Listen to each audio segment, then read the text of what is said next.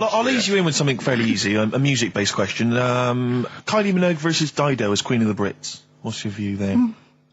Go and have a wash. It doesn't really matter, does it? It doesn't really matter. What doesn't really matter? With the Brits. I was watching it the other night, and I think Kylie will be a good-looking old woman. Okay. Do you ever do that? Sort of I want to, Steve, I want to celebrate with you. Every time he opens his mouth, I want us to open a bottle of champagne. I know what you mean. Do you know what I mean? It's sort of like we did that. Yes. No, do you ever do that though? Look at people and another person who springs to mind, Jenny Powell. I don't think she's that good looking now. Who's Jenny Powell? Is she that girl that used to be the assistant on Wheel of Fortune? Yeah, I think she's a bit over the top for a young woman. But when she gets older, I think she'll look... Be a bit of a stunner. Okay. So for you, Kylie, whereas you don't feel that about Dido, is that right? She's alright, she's normal. I prefer Kylie's sister to Kylie. She looks, I can imagine her being hard work to live with. And who, Kylie? Not being washing up and that. Right, sure. Being a bit fussy. Okay. And what do you make of taxes rising in the next budget to pay for NHS improvements? Well, my dad went to hospital to have an operation once. Yeah. So I feel like it's worth paying it, because I've got something. Because people might have to go to hospital. Yeah. Yeah. But it makes a change when it's someone in your family, doesn't it? Yeah. Because you sort of realise... Yeah, a change is as good as a rest. And the weird thing is, if it weren't for me dad, I wouldn't be here doing this show, because when he was in hospital... Well, no, I'll stop you there. Yeah. To be honest, that's all you need to know. You wouldn't be here, true, but no. But well, no, because this was after I was born. So I would be here. But his more direct involvement was what? Yeah, because when my mum was seeing me dad in the hospital, I got a bit bored, went for a wander, found the hospital radio station, and got a gig. Really? So in a real sense, if it wasn't for Carl's dad, Carl wouldn't be here. And did your dad, while he was listening to you, did he, sort of tap the nurse and go, can you get that twat off the air? Who's put him in that? Yeah. Go on. Okay, what do you make of the real-life Mowgli who's surviving in a Transylvanian countryside? Apparently, I don't know much about this story. I don't know. You know Mowgli, he's the guy from the Jungle Book. Yeah. The little kid that grew up with bears and animals and stuff. Apparently there's a real-life one in Transylvania. What were the things in Gremlins? What were the what? In Gremlins they were... Wait. Okay, this is an example. This is what your girlfriend said. Think, what were the things in Gremlins called? I can't remember. Really... Something like that, isn't it? No, wait. Just really think now, Carl. Just with everything you've ever... With all the brain power you've ever used, think what the things in Gremlins were called. It's not there. There's a clue here. Oh, no. Yeah. They're not. What? Gremlins. Yeah. Play a record, Carl. What about the fact that the world's tallest man is living in a semi in Neasden? It's alright, isn't it? Something that someone told me in the week is that, do you know all these tall people like this guy? Yeah. Which is a bit weird they've only just found him, considering he's the tallest man. I think that's a bit weird. Yeah. Someone genius. told me that, do you know the guy who was in James Bond, the big bloke? Yes. Jaws. He's got the same illness as this bloke. Right. And what it is... It's called tall. It's something about... You're suffering from tall. You've got a small tumour or something just behind this part of your head. Yes. Oh, yeah. Just sort of in the middle of your eyes. Yeah. And the pressure on that makes you grow really tall or something. Yeah. So he needs to get it sorted. That's right. Okay, we're going to play some of the best of, some of the greatest moments of the last 3 weeks. Yeah. Ever heard on XFM 104.9. What about this? Do you remember this one? Oh, which one is it? Alright, so, here's the first bit. XFM 104.9, Ricky Gervais, Steve Merchant, Karl Pilkington. Tell us about this monkey, Karl. You're going to love this one, Steve, right? So last week we were talking about how, a lad left his family because there was problems at home and that. He went and lived in the wood, he got airy. Right? No. Leave it there, Rick. We haven't got time to go into it. Right, so... That's what happened. And that's what happened. He lived with the monkeys, he went airy. That's what happened. Looked into some other stuff about, airy kids and all that. Yeah. Came across this story about a bloke, right, who worked in a zoo. Oh, dear. Right? So... Trouble's brewing. Loving his job and that, but it's quite a lonely sort of job because you don't see many people. You're just dealing with animals all the time, right? So anyway, he gets a bit pally with a monkey because it's the closest thing to a human. Well, that ape is. Right. Yeah, but you can't really go that close to apes. It's dangerous. What do you mean? What type was it? Do you Just mean let him tell the story. Was it a chimpanzee? I reckon it was a chimp, yeah. Yeah, it was you a don't chimp. even know, so it was that's a an chimp. ape. It was a Okay. chimp. Yeah, but it doesn't matter, does So it? he It's the gets story. pally with him. Right, so he gets pally with What, him. do they go on and holiday together? well, no, I mean, it starts On the off. pool It together. starts off just checking each other out and probably sharing lunch and that together. Yeah. Right. Anyway, this goes on for a while. They're getting on well on that, and then after a while, right, the monkey starts sort of imitating him a bit more and sort of walking upright. Oh God. Yeah. Right. So he thinks, oh, that's a bit weird. Anyway, they get on really better and what have you. So he thinks he could live at home with me. Because we're getting on the storm. Yeah. Right. So he takes him home, and before Is you this know the it, beginning of Beneath the Planet of the Apes? I think it is. I think you've seen this on video. I'm worried because he's already imitating him and they're moving in together. I'm thinking it's maybe a bit like single white female. Single white zookeeper. Oh, brilliant. right, so Go on. anyway. So he's moving in, and it's getting used to sort of the normal human life. He's having a cup of tea in the morning. Yeah. PG tips. He finishes the day off with Oh dear. Finish the day off with what? He with does, a he doesn't little have to brandy. move a piano at one point, He does he? finishes the day off with a little brandy. Yeah. What, he pours himself one. Is he wearing a smoking jacket? Yeah, I'll tell you what, Carl. You're a maniac, listen, mate. no, this is why it attracted me. It's amazing, right? So he's having his brandy and that, loving his life. Next thing you know, he sort of, I don't know if he loses it or he gets shaved, but the top half of his body is hairless. Right? Apart from his head. Right, so he's got a nice... So it's the head. opposite of the kid. Well, no, Yeah, this is what but I'm saying. that would happen. Right? Well, hang on, but so you don't know if You he don't was even shaved know. or if it's How did dyed? it say? Then the hairless. What? I'll bring it in for you, the story, and then you All can right, well, see if okay, I've done keep wrong. going, keep So going. anyway, so this is going on, and he's having a great life. Then the zookeeper starts getting a bit annoyed because he's having a better life than the zookeeper. The zookeeper's in the zoo. This is such So the rubbish. zookeeper's still got to do a day's work. The monkey's at home, he's partying, Well, he's it got gets his to a other point when he chipmates says round. there's no point you coming in to the zoo because the whole reason of you being there was because you're being kept there. Right. And he didn't want to bring the memories back, so he said, you stay at home. So You are you're talking such. Just let him finish. God, I don't know if I can sit here and listen to this drivel. Let me... I'm fascinated. it's It nearly sounds over anyway, amazing. right? It sounds extraordinary, Carl. So he's walking up right, he's having a tea in the morning, finishing the day off with brandy. Gets a bit out of hand, only tries it on with the zookeeper's wife.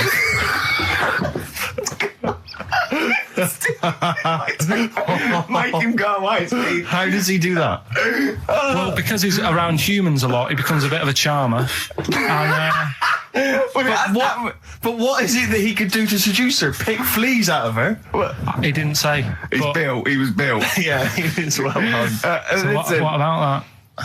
What do you mean, what about it, Carl? It's obviously not true. I don't understand how... I love the fact he becomes a charmer. He's got better taste in brandy. Exactly. And What was it that he was doing that seduced her?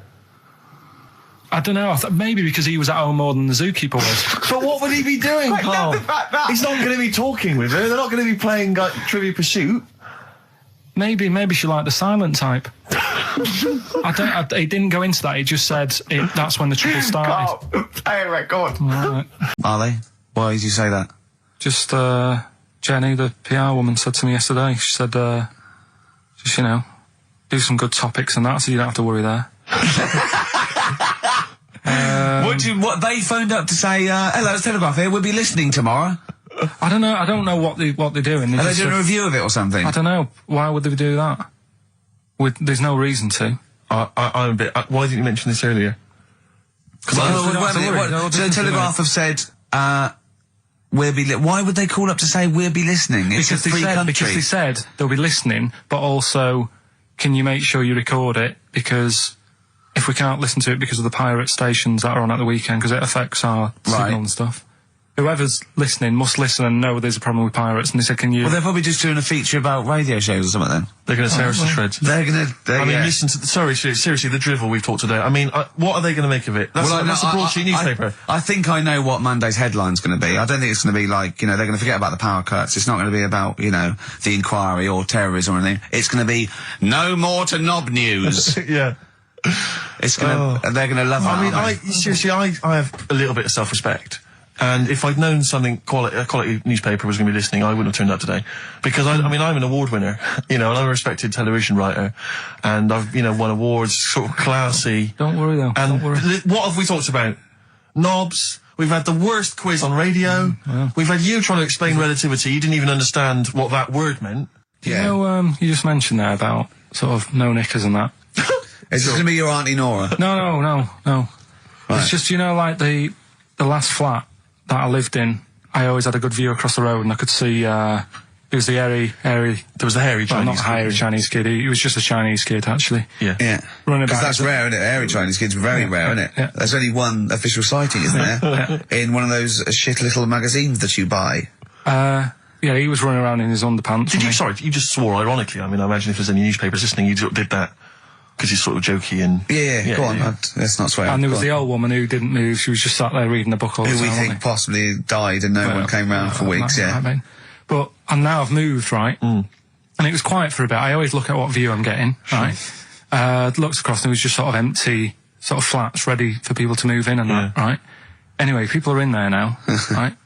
And they've put all the furniture in, but I haven't put any curtains up. Oh. Right. So anyway, I'm sort of washing up, just having a look out the window. Yeah. Right. Girl sort of wandering about, knickers on. Right. With no knickers on? You mean naked? No knickers. Well, she had a bra on. Right, okay. But, She's probably looking for a knickers. So I thought, and I don't know how long I was looking. No. Right. But anyway, she looks across. Oh, God. I think she spotted me. Yeah. I think, oh, God. I felt really bad. Yeah. I said to Suzanne... Sorry, is this some sort of Peeping Tom confession while the Telegraph are listening? I've no idea. Well, it's not... That's the thing, though. Peepington. If I was peeping, she was peeping as well, because she was looking over. Works both ways, doesn't it? Yeah, but yeah, all she could see of you was your bald head. Yeah. No. But And your this hands is it. moving as you were washing up. And some white-looking substance rotting up. Particularly stubborn stain on this glass. Yeah. Oh, God. Imagine that. Imagine if she looked across. I'm assuming your sink is lower than the window. But didn't she just cover up or something? Or she looked back and go, oh, you looking at my fanny? Well, the thing I did... What? I thought, just sort of drop me boxer shorts. Because I thought... Well, Suzanne said, what are you doing? What are you talking about? What are you talking about? No, just so they can see me cheeks of me. What are you talking about? No, because I thought, if she thinks I'm walking about in the nude as well, then we've both got something out of it. Carl! This sounds like a bad excuse in court. I know. This is Or the plot of a film on Channel 5. I mean, this is like the doctor who got done, right, for exposing himself to a patient and then painted that little thing that you look down their throat pink. Yeah. And go, this is what they saw. Yeah. No, so sorry, you were looking at a woman dancing around naked, right? So the only thing you could do was immediately drop your boxer shorts. So she looked across, saw you fully clothed, saw you took your boxers No, she wouldn't have done, because it's sort of just the top half and the sink's at a side angle, so I was sort of looking out. So This she is wouldn't genius. so she wouldn't have seen your trousers then anyway. No, she did. I moved in front of the window more. So you then made you actually climbed in front of the Oh, this is amazing! So you climbed in front of the window to show off No, it wasn't your naked obvious. lower half. Suzanne said, what are you doing? And I I bet said, she did. What are you looking at? I sent you in here to What clean up. are you doing? I'm just taking my trousers down, standing over the window. Why? Because there's a naked woman across the road. What do you think I'm doing, Suzanne? I'm exposing myself while looking at some free fanny. leave it. What's up with you, Suzanne? leave it then, leave it. Christ. Are we doing Rockbusters or what? Yeah. Oh, she sent you in there to read up on Einstein. She comes in and finds that. Oh, brilliant! Wait a minute, can I just say?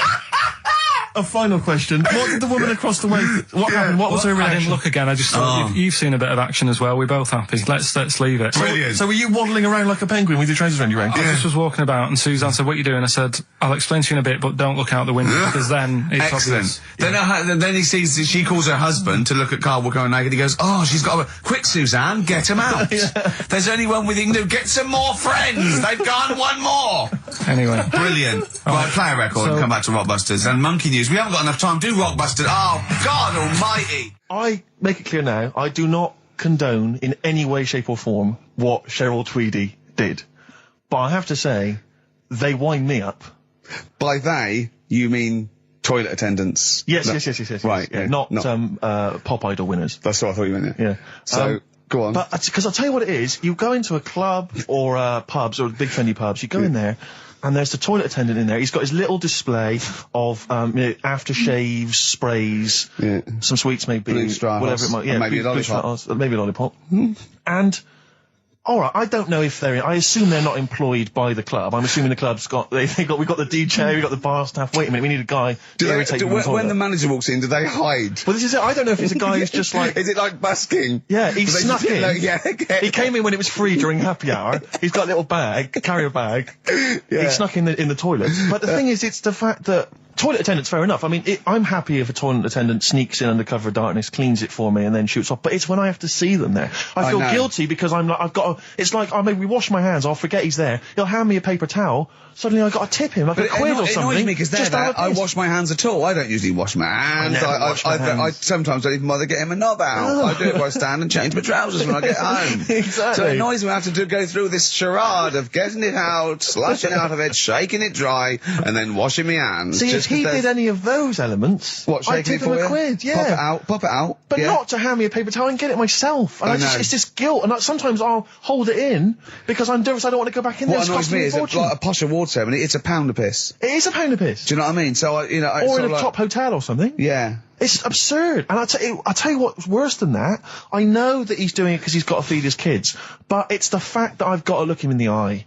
You know, it's like he's humanised. You know, if he was only dehumanised, Rick. Yeah. If I could see him and I didn't think he was a human being, I wouldn't feel guilty. If he could sort of hide under the urinal, perhaps, or if he could hide underneath the sink. Like Thing from the Addams Family. He just puts out, He just pop a hand out, doesn't say anything, just hands me the paper so you don't towel. even see, like, hand go, and then I'd put £1 in, I'd take the thing, put £1 in, nick a lollipop and run away.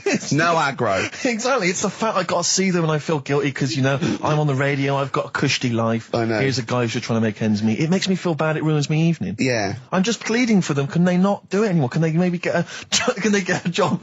Illegal mini cabin or something? Please. It's 10 past, isn't it? We haven't done a little bit of knob news. No, right? We haven't done knob news, no. But it's been 3 months. It's been 3 months coming. There's this thing. I don't know the full story. I don't know how it happened, right? But little Russian fella. Yeah.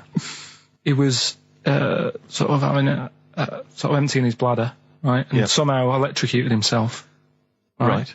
And sort of did a bit of damage. How did he smashed onto some live wires or something? Something like that. So did anyway, it damage to himself or to an electric fire or something? No, to himself. To himself. Yeah.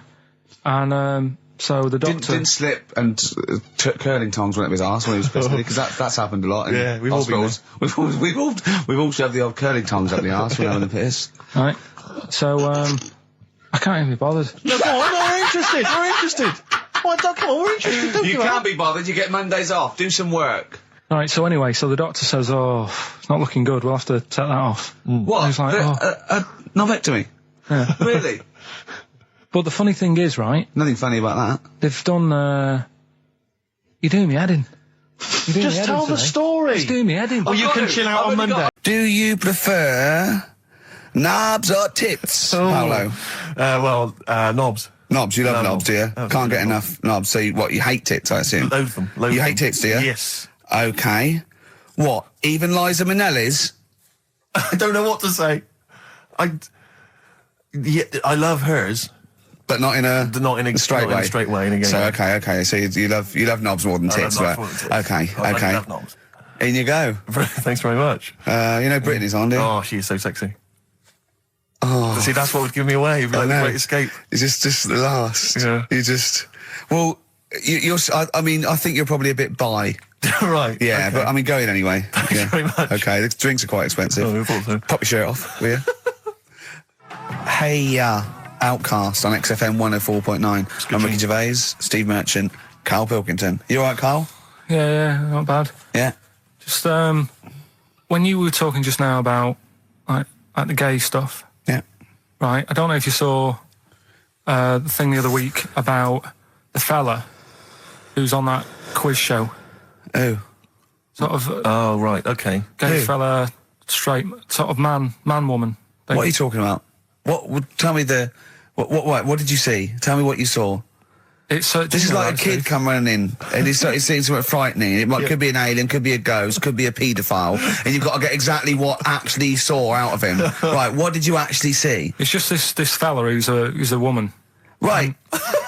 Right, okay, right, try and talk like a human being. Right. It's a quiz show that's coming on the telly, and it's this woman. Right, is it a fella who's a woman, or is it a woman? Bit of both. That's why I'm talking about it. But what do you mean? Is it a pre-op? Is it a transsexual, a transvestite? Is it a ladyboy? Is it an hermaphrodite? What is I'll tell you it? about it. Well, tell me. I'm telling you. It's a woman. Well, it's a man. Oh, forget it. Listen. Play a record. No, listen. come on. What? It is a man. He is a man. Well, Oh, Christ's sake! it's a TV program where they've got this man who's Transvestite or television? It is a transvestite, yeah. So- But the problem is, I'll tell you, just because you don't know about it, the program is... I don't know. I still don't know about it. I don't know anything about it. Still, I don't know. Is that woman, man, woman, TV program, look, TV. No, it's a man who is now sort of half a woman. And... A man who is now half a woman. No, well, this is what's weird about it. He's got the top half, but not the bottom half. What do you sorted mean? He's out. got breasts and a wig, but he's still got his boys downstairs. He's Why got do you do that? his caps and the boys What are do you do still that there for? with his Y fronts. Why But is that? upstairs, he's got a lovely pair of dumplings. Why do that? Well, he's halfway through. But why not get it all done in one go? Maybe he couldn't afford it. Well, wait until you've got all the money. That just looks a mess.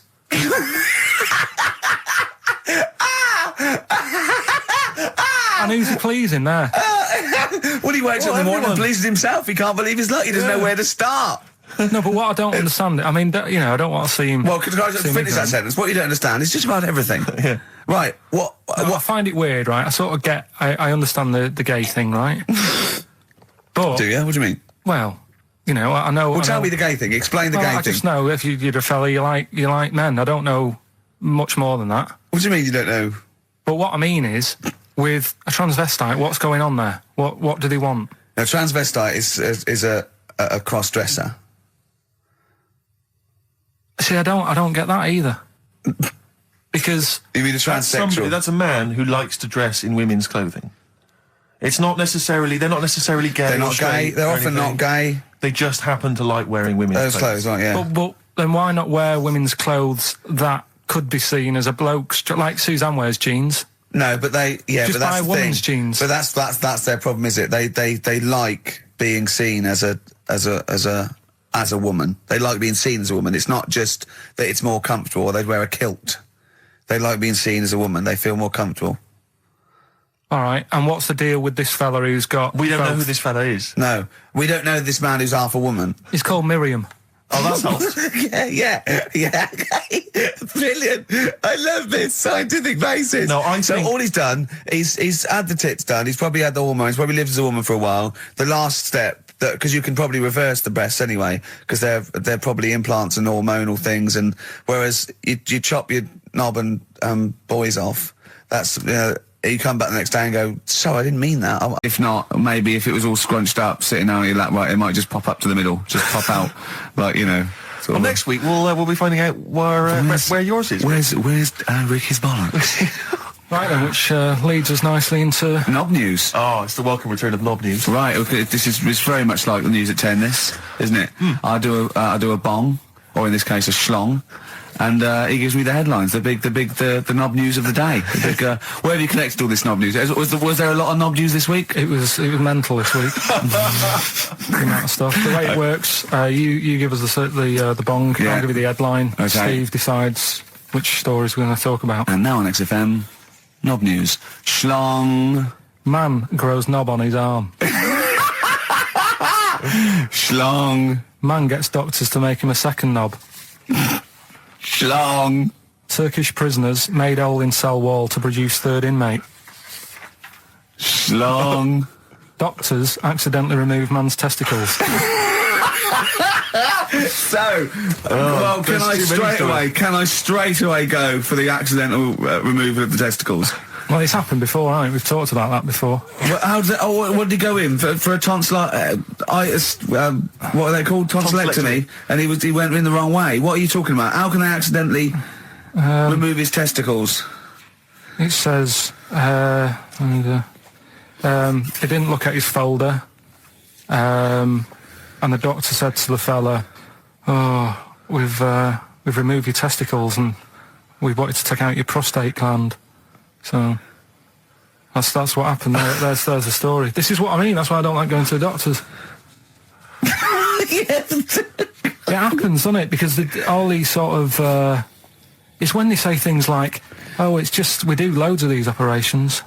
That's when they're not concentrating. Brilliant. Do you know what I mean? When they say it's procedure, that's like having a boring job that you do every day when you're not going to be concentrating. I prefer them to go, "This is a tricky one, this."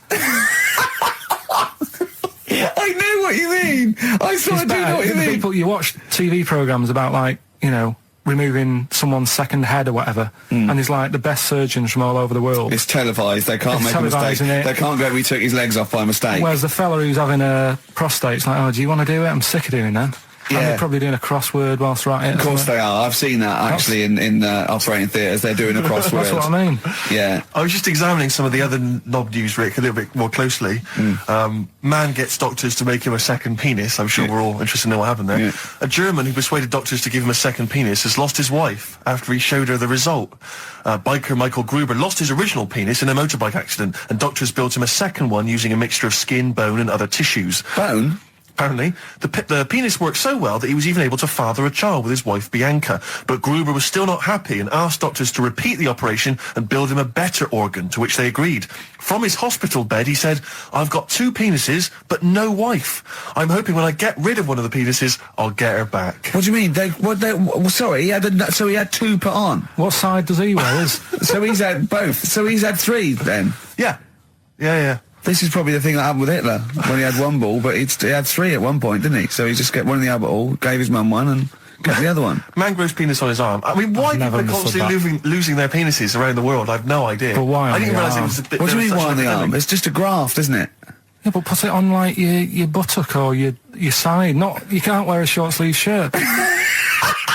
Why do they've done that before? I don't understand it. Why not just graph it onto the side of your leg or something where it's high up, close to where it should be? I don't know. To get it used to the environment. Like when you were like released a duck into the wild. I've never understood that. If there's a doctor, again, you know, we had a doctor last time, if there's someone who can let us know why they put it on the arm. So they can keep an eye on it, presumably. He's not going to work with this knob on his arm. He's probably in a hospital bed and under examination. Right. So what do you think? They pop the knob on the arm, say, "Come back in 3 weeks." What do you do, by the way? "I'm a mechanic. Keep the knob, keep the long sleeve shirt," because the blokes go, "Why have you got a knob on your arm, mate?" What are you talking about? He doesn't go back to normal as a teacher. "Sir, what is it? What is it, Simpkins? You got a knob on your arm. No, don't worry about that. Do your maths." What do you think this bloke's walking around with a big knob coming out of his arm? Why on the arm? So they can keep an eye on it. So it's not. But if he's in bed, just get him to not put any undies on or whatever, and just have a little sly look at how it's going. Even in hospital, if you're in a shared, like, little hospital room, people going, "Oh, I've had heart problems. What's your problem?" He's there with his arm out. But I know for a fact that Steve is getting a little bit sick of Carl's attitude. Oh, his attitude's appalling. I quite like it though, because it's straight away friction, and he's sort of like, you know. To be fair, I genuinely don't think I'm the culprit in this. I think I come in and I just ask him a simple request. Yeah. And immediately on my back. Whinging, moaning, whining. I mean, I don't know if there's any evidence. Well, it's funny you say that, actually, because in a survey, it came up this week, it's quite extensive. Mancunians take more sick days than anyone else. Mancunians take more sick days than workers in any other city in Britain and Ireland, according to Manchester-based employment firm. Survey by Peninsula found employees in Manchester take 11 sick days per year, whereas closest rivals Edinburgh and Dublin take an average of 9. Liverpool, Newcastle, Birmingham and Cardiff, only 8. Is Reading mentioned there? Or no, Bristol? it's not even in there. They don't take days off. London is only 7. So the point is, I mean, I don't know you can take anything from it, but if you're an employer and you had a Mancunian and a Liverpudlian and they were equal on everything else, but you really couldn't afford them to be away, Liverpudlian's going to probably be away for 8 days. Sure.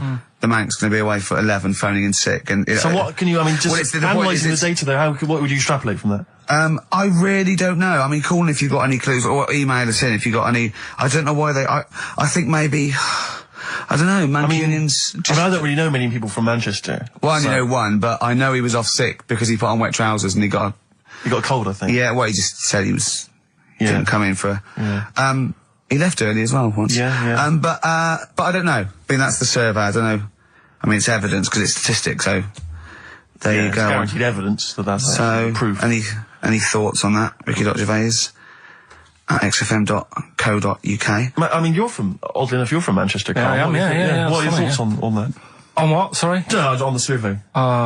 Wasn't really listening. Sure. Well, Mancunians take off more sick days. They call in sick. I mean, presumably spuriously. Yeah. I mean, because they've got the same body. They're biologically the same, so... they're obviously making up. They're lying. Yeah, some of the days. Maybe just the 3 extra they're making up. Yeah, they're moaning. Probably because we work a lot harder than the others, so we're tired, so you're sick, so you need time off. Probably. Seems unlikely. I mean, the Scousers, to be honest, take them on, let them work in your office. But you know how many computers are going to go missing? Right, that... So offensive. Is offensive. Right. This is a survey that proved. You just made that up. You just carried on the myth that Liverpudlians thieve. Now that's not true. That is not true. Well, it's not. Well, some of them do. There's been no survey that you're more likely to thieve if you're from Liverpool than if you're in Manchester. So that hasn't been proven yet. So all I've got is the evidence from a survey of, I think, 3,500 people.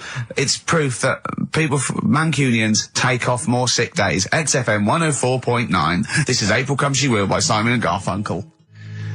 Simon and Garfunkel, April Come She Will. A lovely love song there. The X list was all about sort of like sexy songs because of the death of Barry White, of course. And Karl and Steve having a little argument. Steve said, well, there are such thing as sexy songs, of course. Karl said, I can't understand it. How can something be sexy? How can you woo a woman with a song? Steve went, well, you don't woo a woman with it, you just put it on the background. Karl said, stick the telly on. Stick the telly on. I love that. You don't believe there's any such thing as a sexy song, is that right? I don't think it can get you in the mood. You know what I mean? Right. You're either in with a chance or you're not. I don't think it matters what song you put on. Well, I don't think it ups your chances. I don't think if it does. If you put Channel 5 on a Friday night, right, see a little bit of that action, gets anyone going. It's worked for me, and that's all. What's that, when pets go mad? No, you know, like, I don't know the titles of them, I don't look at the titles, but... That show with Chris Moyles? Do you mean the kind of erotic thrillers? Yeah, put one of them on, that gets you going a bit. I might be tired and that, but... What does the woman go, oh, that's an idea. Hey, that's an idea. They're normally called something like illegal briefs. And they're normally about some kind of female solicitor who's defending a guy who may or may not be a killer, but maybe in a former life they were lovers. There's always some nonsense like that, and presumably there's normally some gruesome murders. So how is that getting you in the mood? It's plot development. Yes, the narrative. I love narrative. Yeah. I'll tell you what, that's a lovely twist. I've got the horn. Yeah. Brilliant. So, if you're from Manchester, sorry about that. I mean, it is true. We weren't making that up. We weren't doing a stupid stereotype like Karl did with Liverpudlians. It's just a survey that Mancunians take off more sick days. But there might be right. Here we are then. 1 o'clock. Yeah. Hey. XFM. I'll tell you what you should play. No, I'll tell you what, before you say. Yeah. We're back then. Yeah. We're back in town. Well, that was what I was going to say. You should play Boys Are Back in Town. No, this is Boys Are Back in Town. You should play that then. It's just it. Talk then. Someone should talk. It's obviously already a shambles. Can you believe that? I'm amazed that we're back on the air and it's already a shambles. What are you doing? What? What are you talking about? I'm talking. No one was speaking. The record was ending. No one was speaking. It was just... Well, I might shoot off. Already, I might shoot off. It's like nothing's changed. Boys Are Back in Town on XFM 104.9. We're back then, haven't we, Karl?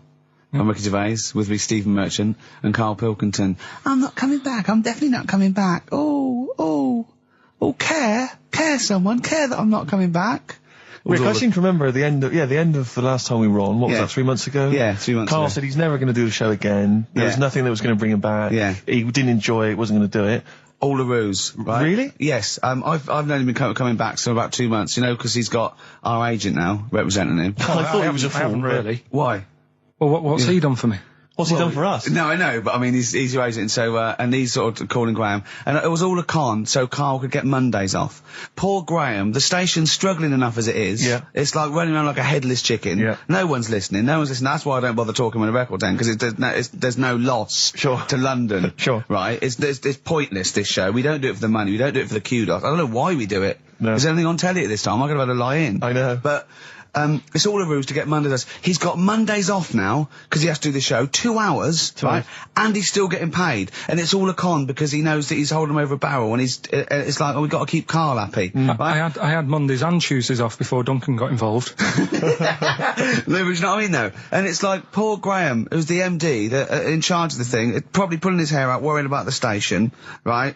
You know, it's a sinking ship. And then Karl Pilkington, well, I'll do it, but I want Mondays off. He's probably sitting home now. His family, he's probably ridiculed by his wife. His kids almost certainly would have lost all respect for him. He's been fooled by Karl Pilkington. He calls his mates and goes, oh, I'm busy, Graham. I don't, I just can't think. It's embarrassing. But do you know what I mean? And you think it's funny, and you think you've got one over him. He's going, Mondays off for 2 hours. Yeah, you do. You think, and now you're embarrassed. We've said it on air. But you're only conning yourself in the long run.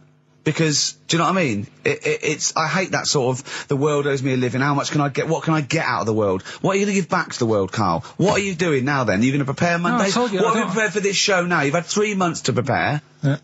What have you got? What have you got for us? Okay, what's happened in the last 3 months? What? In this place or just my life? Well, what have you got for us? With 3 months, we're turning about. You get Mondays off, you're getting paid for it, you've got a cushy deal, you're having a laugh, you're taking the piss out of the management, right? So, what have you got for us? Give it to us. I've kind of, updated Rockbusters a bit. Right, brilliant. Yeah. Right? So, and you said don't mess with it. If something's good, don't mess with it. What do you mean it wasn't good? It was never good. It was never good. No, of course it was we never had to good. fix it. It was fun to do. It was a laugh. I mean, I imagine it was much more fun for me than the 450 listeners. You know what I mean? I enjoyed it. I enjoyed squeezing your head and dressing you up. No, but that's just it. When I had a meeting with Graham, right, I said, look, I'm not being funny. I don't want to do it anymore. I've had enough of it. Yeah. And he was like, oh, what's up with you? You sounds like you have a right good laugh. I said, yeah, but that's all good acting and stuff. I said, it's hell in there. I said, like he's talking about Vietnam. Yeah. I said, having my head squoze, right? What? Squoze is still not a word. We've been away 3 months. It's still not a word. Right? Yeah. I said, he's putting a dustbin lid on my head. Yeah. You told this to the MD. He's hitting me with a tray. Yeah. He's chucking toilet paper at me. Yeah. And he said, yeah, but that's all over 2 years. I said, no, that was the same day.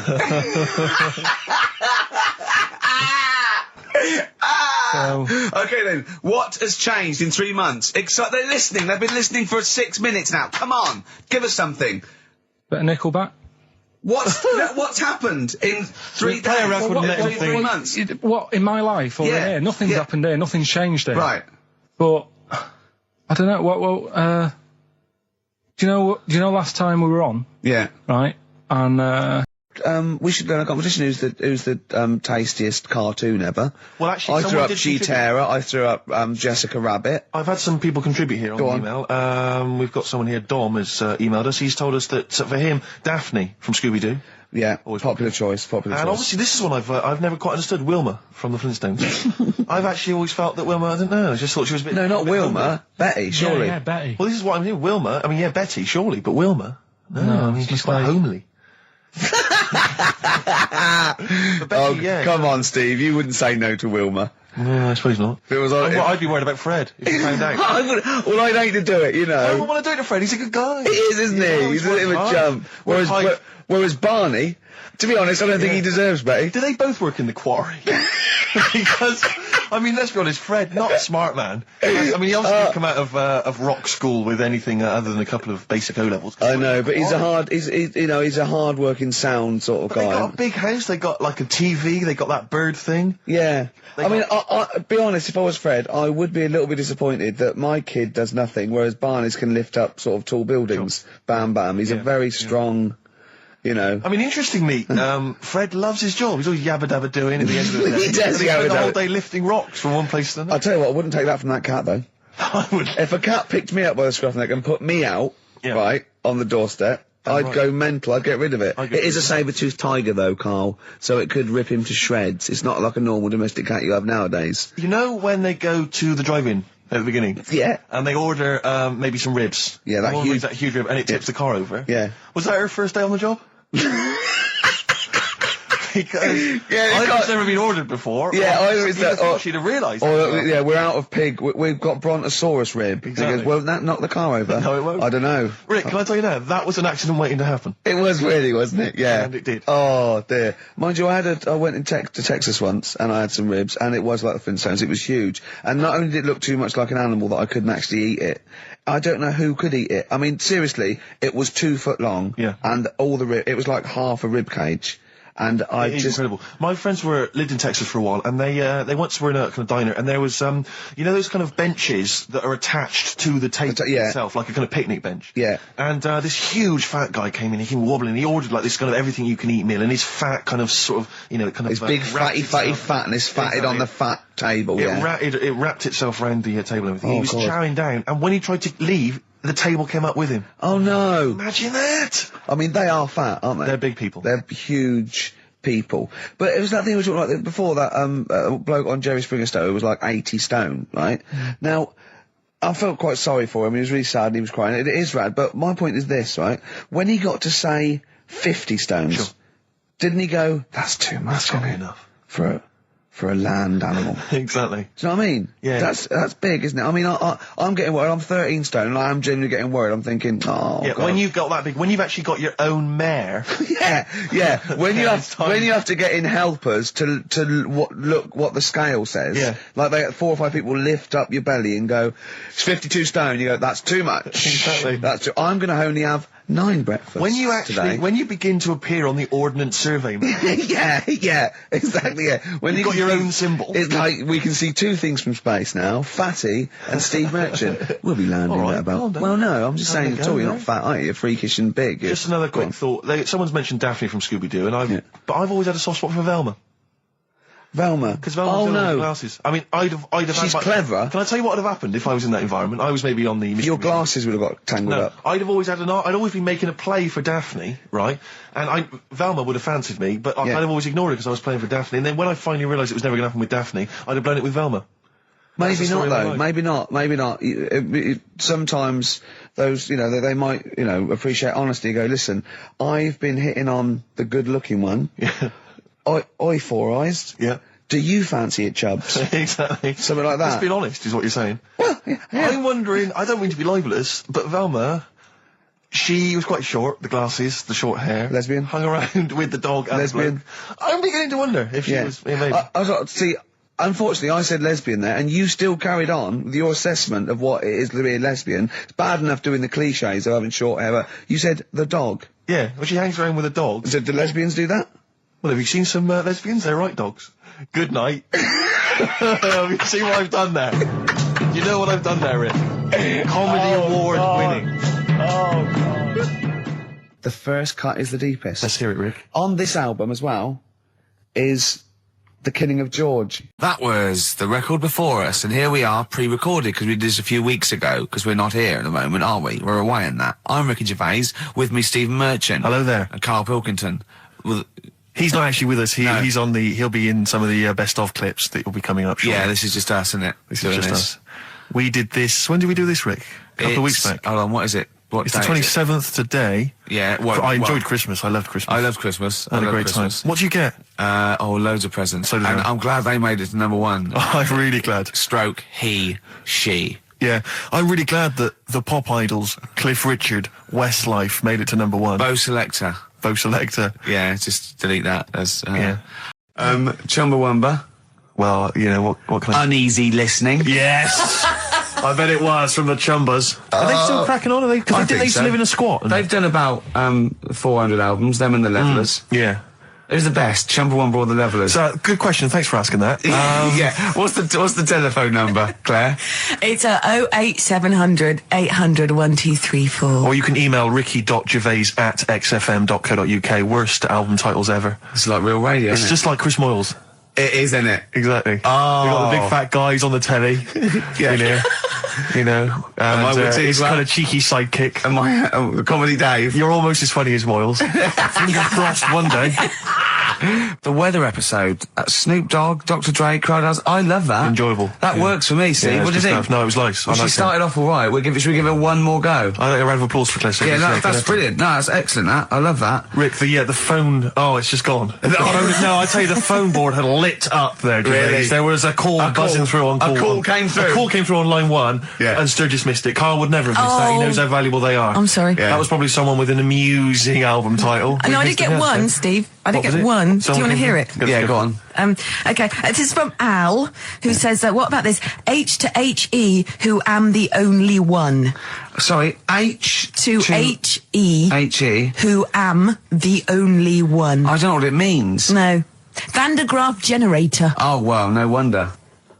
That's the thing that one of those things at the museum that you wind up and you touch and it makes your hair stand on end. Yeah. That's the scientific thing, isn't it? Sure. I've given up, Steve. Yeah, no, Do you know, I that didn't really make me laugh either. I'll be so- honest, I'm thinking that the whole kind of amusing album titles thing we should abandon. I thought that as I thought said it. To be honest with you, I thought it was easier than this. I mean, Chris Moyles makes it work, that kind of crazy comedy Okay, let's try radio and, magic, but obviously and I don't think our listeners are into that stuff. I just don't think they can be bothered to get to the phone. I don't think a lot of them are able. I think a lot of them are, Do you remember still kind of smacked up. Do you remember when we spent about 3 hours trying to get to through to the Chris Moyle show? Vaguely, yeah. What was the He was reason? doing this competition, and it was song titles with golf, about golf. Like, so we go like Drive, the Cars.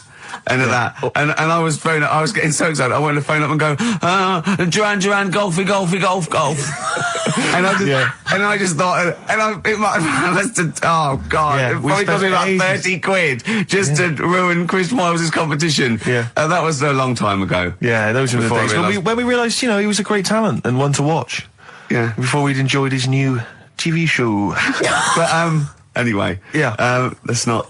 No, that's slag cheap. other people It's off. cheap. It's cheap. Yeah. Anyway, what should we talk about now then? Because that all went well. No, I mean that's 20 minutes. That's 20 minutes done, and we've nailed amusing album titles. We've done that. That's fine. So we need a new gimmick now. I'll tell you what. You know. You've got something, you've got something, you've got something. Wait. Oh, Ricky's got something You again. know when Here you he go comes. out, you take an umbrella You out, leave the right? house, you've got an Right, umbrella. you go to bed, right? Yeah. And it's a really sunny day. Yeah. And then you come out and you go, I God. wish I hadn't bothered with that because it's Yeah. in the way. But then, right, imagine when you go out, right? It's raining. It's raining. No. No. You go out without an umbrella. Okay. And then it rains. Oh, What's no. going on there? Oh, Isn't that no. weird, isn't it? We've all been there, So we've all phone been if there. you've got like funny, weird observations of things that happen like that. Yeah, stuff like that about umbrellas or any kind of sort of accessory or hats. Give the anything number about out again, Claire. This is going to be brilliant. This is going to be great. Take this one. Take this one. 08700 800 1234. Just comedy observations. Yeah, and the stuff things you that we- thought of. Wacky stuff you thought of. Just tell us what stuff you come up with. Get the Sony people on the phone. This is dynamite. No, There's well, so they- many people listening who don't know who the banana splits are. The banana splits. Banana splits. Right. Listen, yes, they know the banana splits are, and even people under 20 know that. Snork, Fleagle, Drooper. Who was the other one? If you can remember the name of that. Yeah, what's the banana number? split. Because I actually want to know this. This is what radio's for. When I can't think of something, they tell me. Yeah. So It's which one have you got? 08700 Fleagle, 800 1234. Drooper and Snork. I've no idea. God. I've no idea. Fleagle, Drooper and Snork. Drooper and Snork. Fleagle. Bingo! Nice. Well done. Don't bother calling. Sorry. That particular tragedy or that has been avoided. Bingo. I Yeah, don't know what the bingo moment's looks passed. like. Yeah. There was one. Anyway. There was one that had sewn up eyes. Drooper, I think. Sorry, go on. No, anyway, my point was this. Go on. that, Pink. I can't be bothered. No, really? I can't be bothered. I think we can play that new one by Pink. You 'cause it's cannot sort of play like Pink. Why? Because it's too poppy. They just won't allow Pink on XFM. They what? They will not allow Pink on XFM. They what? They- Wait a minute, that's red rag to a bull. I've always been a rebel. Someone's telling you that you can't do something. That's crazy. Right, let's I'm also gonna- get the new Justin Timberlake single. I The tell you thing what. is, Ricky, you're going to have to nip down and have a word with Foxy because we haven't got it up here. Really? Yeah. I mean, I'd he'll love have to. it. Can't but- you call someone at Capital Radio? Well, yeah. What's that one by Busted? That's what I go to school for. What about Abs? Dynamite. Abs, the new one from Abs. Dynamite. Yeah. Well, play a record and we'll discuss this Pink thing. Would you want a bit of Cat? Oh, Cat Stevens. Yeah, Yeah, Cat's Full of Four. This is Sittings. Lovely. Piano and everything, isn't it? Oh, this was the tune we were originally going to use as the theme music for TV's The Office. That starts again on Monday, I think. Just play it. I wish people had to wear hats now. I can wear it off because of my shape and size. I look like Bertie Bassett. Whereas you look Basil Rathbone. I'd look pretty good at all sort of Christopher Lee. Yeah. Wow. You would. Because I'd sweep into a room, I know. See, I think you look like, and don't get this wrong, don't take this wrong, right, we're mates. I think you look like a freak with a cape on. Okay. So, alright, well. And at which point would you take it one step further and add the Deerstalker, and go the whole Sherlock Holmes? So I'd have the cape, the pipe, the Deerstalker, and I'd solve crimes. It'd be great. It'd look like some sort You could be my fat companion. I could be. What, sort of like get padding and stuff. Yeah, no, I'd like that. Yeah. I'd like to solve more crimes, if I'm being truthful. I would love to solve crimes. Just to solve one crime would be great. I wouldn't matter if I solved it. If they police came to me and said, I'd just look at the first one, go in. Yeah. Just get it off the streets, you know what I mean? Just like, tick, done that. Sure, yeah. But I just feel there'd be something, I feel like maybe because like in TV shows, it always used to be, they were a doctor who also solved crimes, they were a plumber, they solved crimes. Quincy. But, a couple of sort of BAFTA-winning writers. What did Heart to Heart also do? solve crimes. That's good. That'd be good, wouldn't That'd be great. What did Heart to Heart do? They were just millionaires. They were just a millionaire couple who would invariably what was the Murder She Wrote? They did that every week, though. Every week, Heart to Heart. Murder She Wrote. She wrote it and she solved it. We sold it. It's brilliant. Murder She Did wouldn't have been such a good sort of thing. No. But this is what you don't seem to get that anymore. People who do one job for a living. DJ who also solves crimes. The DJ who solved crime, that was Shoestring. Was he a DJ? Yeah. He was a private ear, wasn't he? He was a private ear on the radio. Is that what the thing they did? Not private eye, private ear. Is that what they said? Yeah. And how did he solve it? He worked out clues for call-ins and stuff. Yeah. No, he used to leave the building. He didn't just sit there and play records and then try and guess. That's great. Give us a call on the usual number if you've got any idea who murdered. No, it's Snitch Hour. Got a letter here. Who reckons she knows? I know a lot of my friends are big fans of Midnight Caller. Do you remember Midnight Caller? Was he a DJ who solved crimes? Yeah, it was one of those late night things in America, wasn't it? But was he a DJ? He solved crimes, didn't he? I don't know if he'd solved crimes or just solved... If you've ever solved a crime, email us. Puzzles. He had one of those puzzler books. Weren't you on the front cover of Puzzler once? One of those things you get. Weren't you? Puzzler. Were you? Was I? No, I don't think so. Oh, it was your other friend who was a DJ, It was a Puzzler magazine. That's it, yeah. So was Puzzler a rude thing? No, it's one of those things that those puzzle books you can buy. Actually, it's a puzzler. You do for coach journeys, and they just put people's pictures on without permission. Yeah. I don't think they're just like, well, I didn't give permission. They just find like celebrities, and they just get their picture and they stick them on the front. Well, they would have used me then, would they? Well, I forgot. I didn't. Hey, Pink. Should we play Pink? Yeah. Oh man, I don't live by the rules. Be on your head. Here we go. That was the Strokes, and kids are mental. Yeah. No, you're all right. No, shut up. No, the thing is, I think if we'd introduced that as just, and we didn't mention who it was, and we just said this is the new one from one of those trendy new bands, the Boomtown Rats. then I'm sure these listeners would have happily accepted it. As it was, they knew it was Pink, and the phone lines have gone crazy. We had upwards of 2 calls. So I'll tell you this, we had between 2 and 4 calls. And they've not enjoyed it. Why do we do this show? We don't need to do this show. Because you love us. We could be on Radio 1. Oh, man. We could be on Radio 2, probably. Yeah. I don't know. Virgin, I think, called once. Yeah. Someone just emailed, they just said, Pink sounds like Run for the Sun by Bucks Fizz. I can see what they're thinking. What do they want then? Well, yes. Okay, what's the phone number again? You know what people like? I never understand who phones a radio. Who tries? It took us like 2 hours to fail to get through to Chris Moyles. People phone radio stations. Can you please play the new one by The Strokes? You just buy it, or you'll have the album. Why have you got to hear it on the radio? What difference does that make? Some guy talks at the end and the beginning of it, partially ruins the song. I can't understand who phones up for a request. We're really alienating our listeners now, aren't we? Nice we don't care what you think, go and buy it. We're going to play what we want and we don't care. Yeah. I mean, we're not being particularly funny or interesting. We haven't even got that to fall back on. I'll tell you what it is, Rick, arrogance. Laziness. When you've got a hit TV show on your hand and you've won the awards and you're making the kind of money that you are at those massive corporate gigs, where they're paying you thousands of pounds to turn up for 10 minutes. You don't need this. I mean, Steve, don't you get that then? I'm afraid I don't, Claire. We carved it up early on that Steve would not be making the sort of money that I would. Yes. And he shook on that. That was written contractually. Yeah. So I think. So you did shake on that. Oh yes. It would be horrible to go back. I don't think he realised quite the difference. Yeah. But the huge success. I don't think he'd want me to Welsh on it. Right. I don't think he'd be happy with himself if I gave him any. I couldn't live with myself if you gave me some of that cash. Well, what should we play then? Should we play some? Should we play the Strokes or something? By playing the Strokes. Go on then. That's it. Oh, thank God for that. There's an email here from Davey Monroe. Look, it's lit up. No, wait a minute. Look at that. Oh my God. They've gone mad. They answer it. Put them live. Oh. They might know the answer. Hang on. We'll give them some. We'll give them some CD. How do you put it live? Why do you figure that out? Let me just read this email. Go on. If you're having to play, it says here, if you're having to play extra ad breaks and 8-minute-long songs, it just goes to show who provides all the material for that radio show of yours. Did Karl secretly write The Office as well? And I think to myself, it's like, what do you want from us? Just see if someone's on the The phone. most incredible rock and roll tunes ever laid down on vinyl, and you're whinging. I know. Because you'd rather have our inane banter. What kind of a person are you? No, they'd rather have Carl's inane banter. Clearly. Don't big your roll up. They don't want us at all, Steve. I've just had a phone call from a very nice girl saying, "Where's Karl?" I said, "Well, he's back next week. What's wrong with me?" She went, "No, you're lovely, Claire." She said, "But Karl calms the other two down." Sure, Really? Sure. Can we just see if someone's on the phone? Is Yeah, go anyone on there? then. Right, what are we going to give them? We're going to give them some CDs or something. We'll take the name. Right. Anyone there? Hello? Hello? Oh, God, there's someone there. Oh, I've got to put my headphones on. Oh, hang on. what was the lyric again? Stay there, please. All right. It's on America's tortured brow that Mickey Mouse has grown up a cow. Life on Mars, David. Life on Mars, David Bowie. It's easy as that. Hey. What's your name? It's John Ball. John Ball. John, I'll be honest with you, we got nothing. We got nothing to give you. It's not good enough. No, we'll get him some. We'll give him an office CD. We can't keep doing that, Rick. We've got nothing else. They don't give us anything, do they?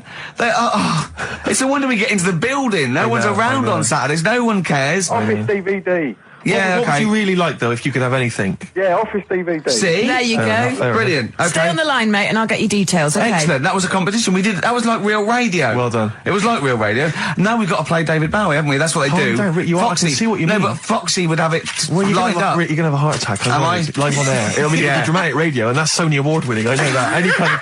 I seem to remember when Tony Blackburn had his breakdown on there. I think, did he win awards for that? I mean, it was pretty impressive stuff. It was pretty intense. Yeah, what breakdown award? Have a breakdown, yeah. Excellent. This year's best breakdown on radio. Tony Blackburn. Yeah, but or Tessa, marry me. Yeah, it was something like that, wasn't it? Yeah. He played the same song again and again and again. Must be fascinating radio. That sounds like Capital Now. Oh, that's satire. High five. Nice We've done there. Oh, well done. Well done. Are we owned by Capital? You've got, remember what happened last time? Sure. And now Richard Park, who owned Capital, is the Grandmaster. What? The Grandmaster? He's the grandfather. No, he's a headmaster of Fame Academy. Oh, is he? Yeah. Okay, let's play a record now, because you have to lie down, because you're just getting so worked up and now. I can tell when there's an excitement and enthusiasm and sweat, beads of sweat run down Well, your it started off so badly, we had nothing, but then I did a competition, gave away some things. You've got an email that really annoyed you, haven't you? Well, we can talk about that later. Yeah. But yeah, whenever I see beads of sweat, I know, because that's not the Ricky Gervais I know. Okay. It worries me. You never work yourself up into any kind of sweat. Okay, so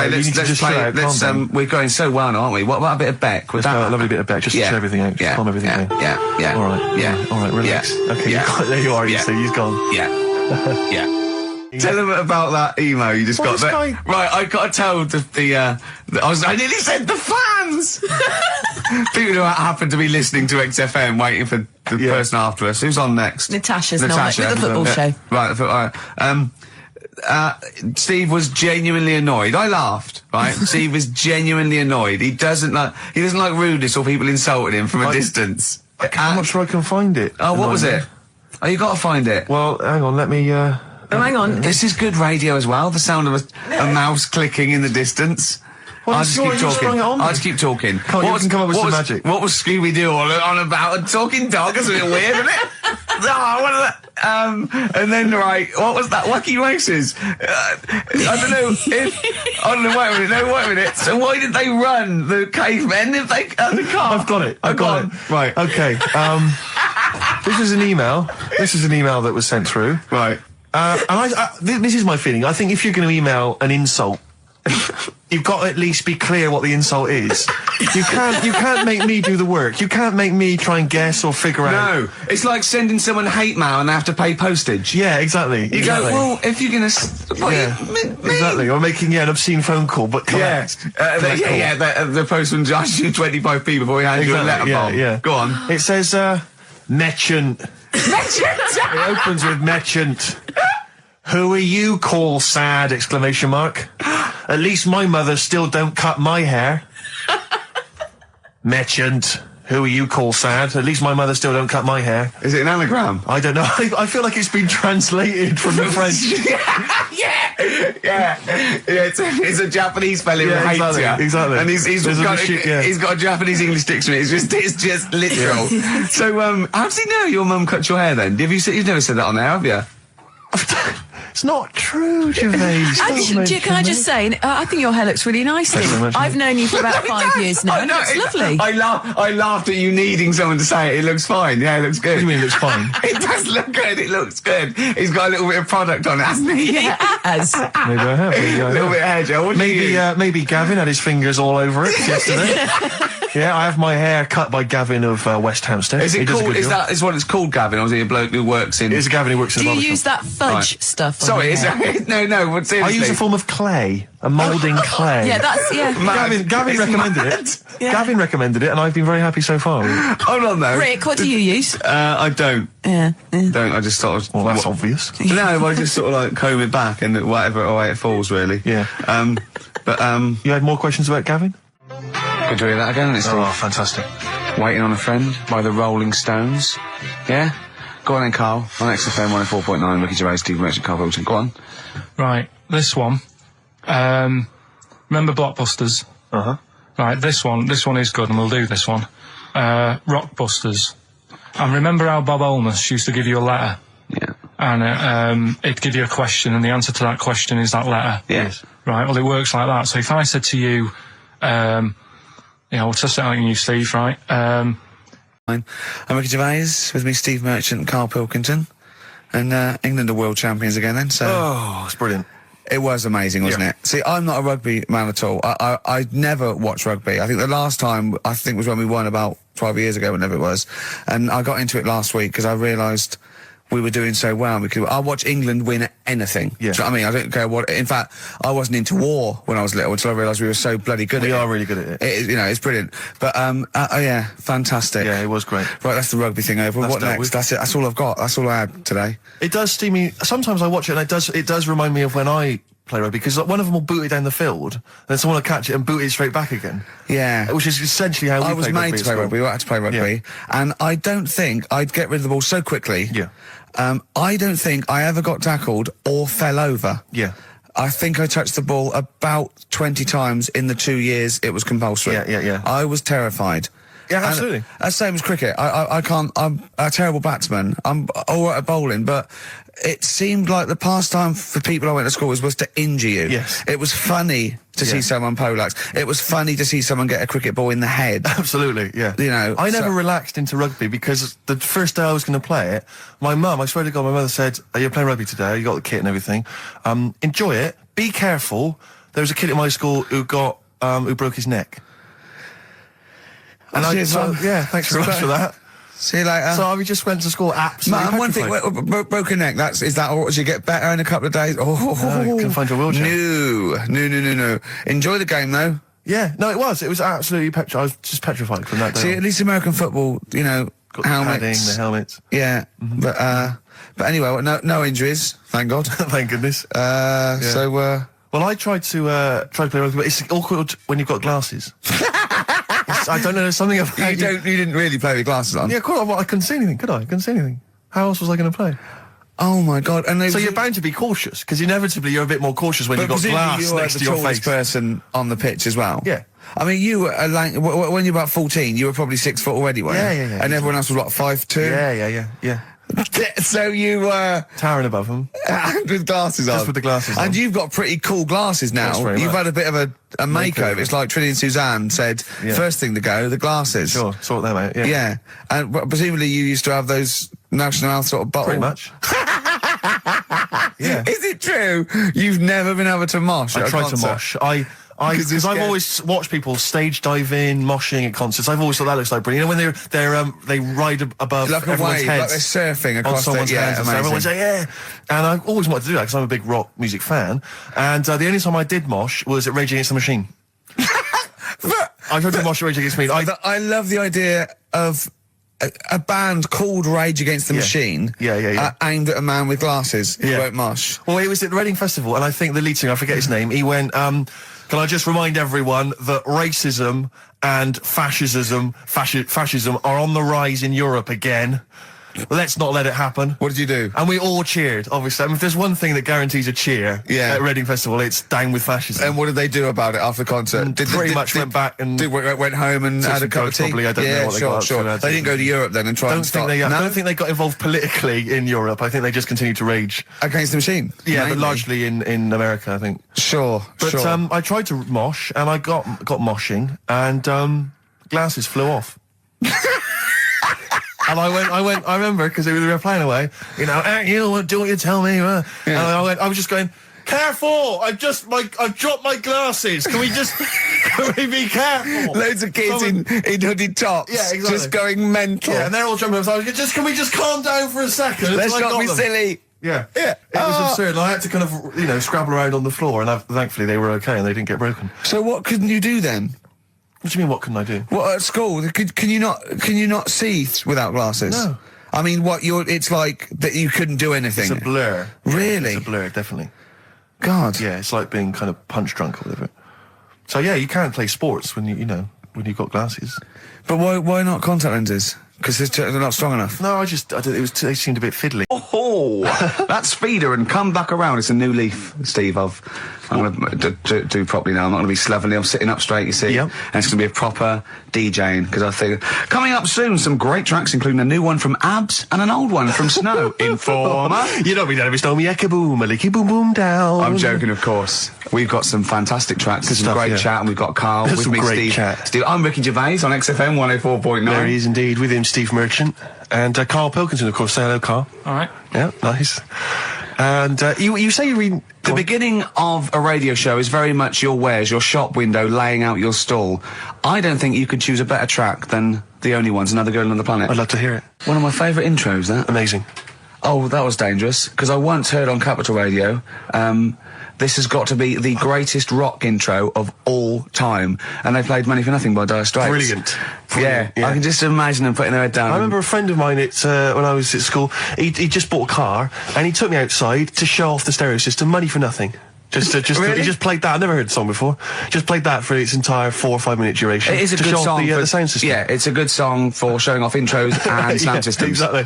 Yeah. You said you were driving along earlier. You saw someone. Yeah, it was one of those zooped up sort of sporty saloons. Nice. You know, the big like a Mondale or something, those big, and it was blaring out, and the bloke in it was sort of like, I could tell he was 24, but already going bald. Yeah. From like obviously his estate agency job, not too. But he's made a bit of money, and and the stereo system was ridiculous. I mean, so loud, and it was going through Covent Garden. He was playing Snow in Informer. Do people remember Informer by Snow? It was a big tune in my I don't know. It's great. Yeah, I always enjoy it. Can I bring that in next week? Can we play Snow next week? Well, you can play a tiny little bit. Tiny little bit of Snow. Yeah. Informer. Do you remember Snow, Carl? Yeah, you loved it. Yeah, big tune. Yeah, loved it. Oh, did you? Big tune from the 90s. Happy song, isn't it? Rick, you were saying that you've turned over a new leaf. Yeah.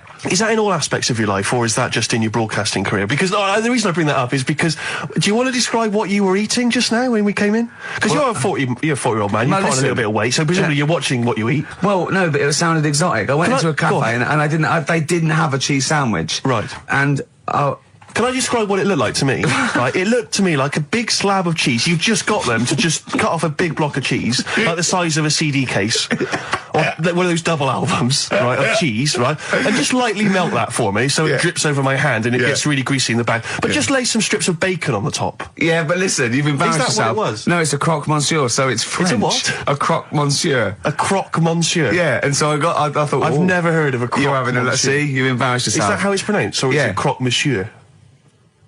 Oh! You didn't expect me to be bringing out the French. Tu aimes la musique pop? Oui, je t'aime la musique pop. Le plume de ma tante. Où est le syndicat d'initiative? That means my aunt's pen. So what was it then? It was a crop Yeah, shirt, and it was just too greasy. It was just too, and it was all wobbly. I like toast, like it to be crisp. Sure. That's the thing with like, this is rubbish. Play Coldplay.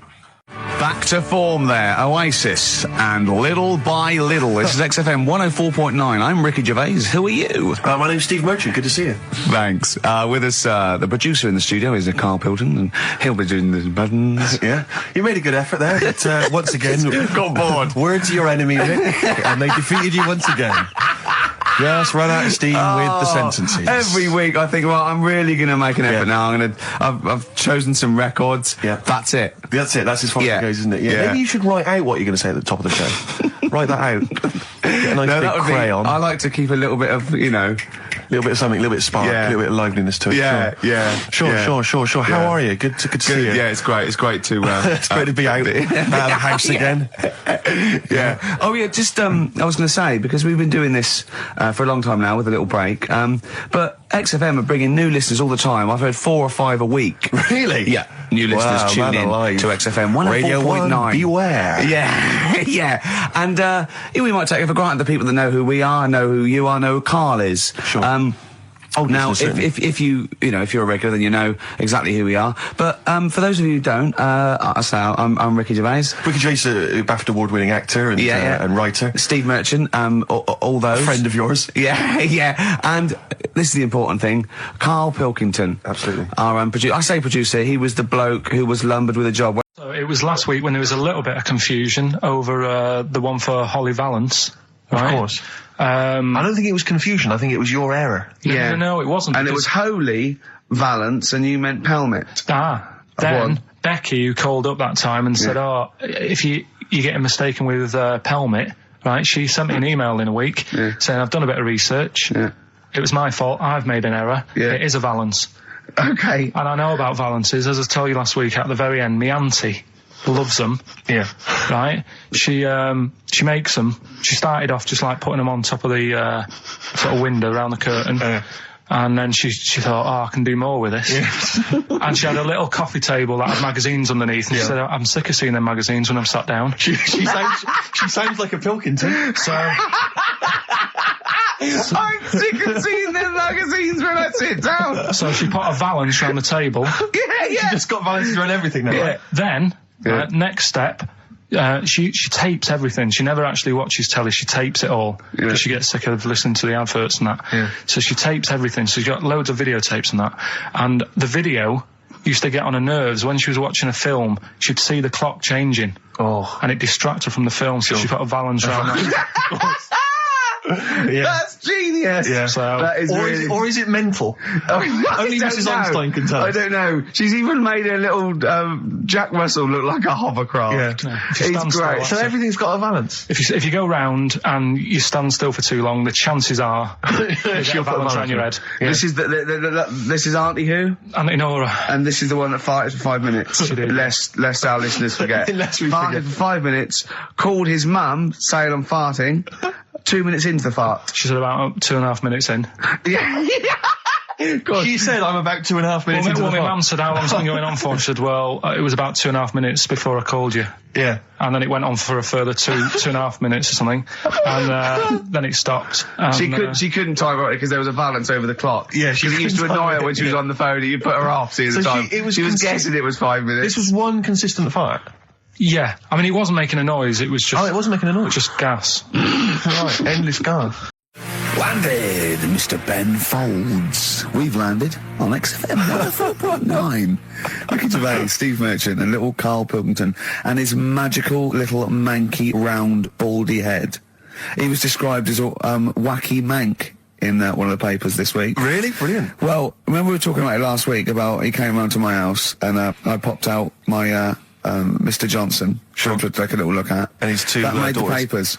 That made the papers. Wow. What paper? It wasn't front page of the Times. It must have been like the Daily Star or something. Just squeeze Live 8 on the second page. Yeah, so Wacky Mank. Wacky Mank, that's Wacky great. Mank. Wacky Mank. We had an email from someone that reckons they remember you from body popping round Salford Way. Yeah, Eccles Precinct, apparently. You know that, I wasn't doing it round there, though. What do you mean? I was round Stretford. Stretford Arndale. And what were you doing? What sort of body popping was it? A bit of everything. Caterpillar. Bit of moonwalking. Do you have a little piece of liner you used to carry around? Well, mates had that. Right, you didn't Borrowed theirs. Borrowed theirs. Were you any good? But you weren't breakdancing, were you? You weren't spinning on your head and stuff. You were more body popping. Well, I hope he wasn't spinning on his head, because you know that can sort of give you little brain damage and things. Well, it can give you brain damage. Also, it can wear your head down, and also makes your head perfectly round. Yeah. Because the gravity is pulling on. But if you keep on doing it, obviously it's going to wear your hair out, yeah. So you become sort of like a stupid, bald, and roundy headed. Yeah, yeah. So I very much doubt that you did do any of that. Did you, Carl? Didn't do any of that. Well. So you're shooting off in a minute, aren't you? Well, yes, because we were trying to make poverty history, Carl. Yeah. People are making poverty history all over the place. They're putting on a wristband, and it seems to be working, because I haven't been poor for ages. I haven't been poor. And Alex had a stop bullying. Alex was wearing a stop bullying wristband, and as he himself said, he seems to have sorted that out. You haven't been bullied for I haven't ages? been bullied for years. So wristbands work. I saw one in a shop window the other day which said, stop child abuse.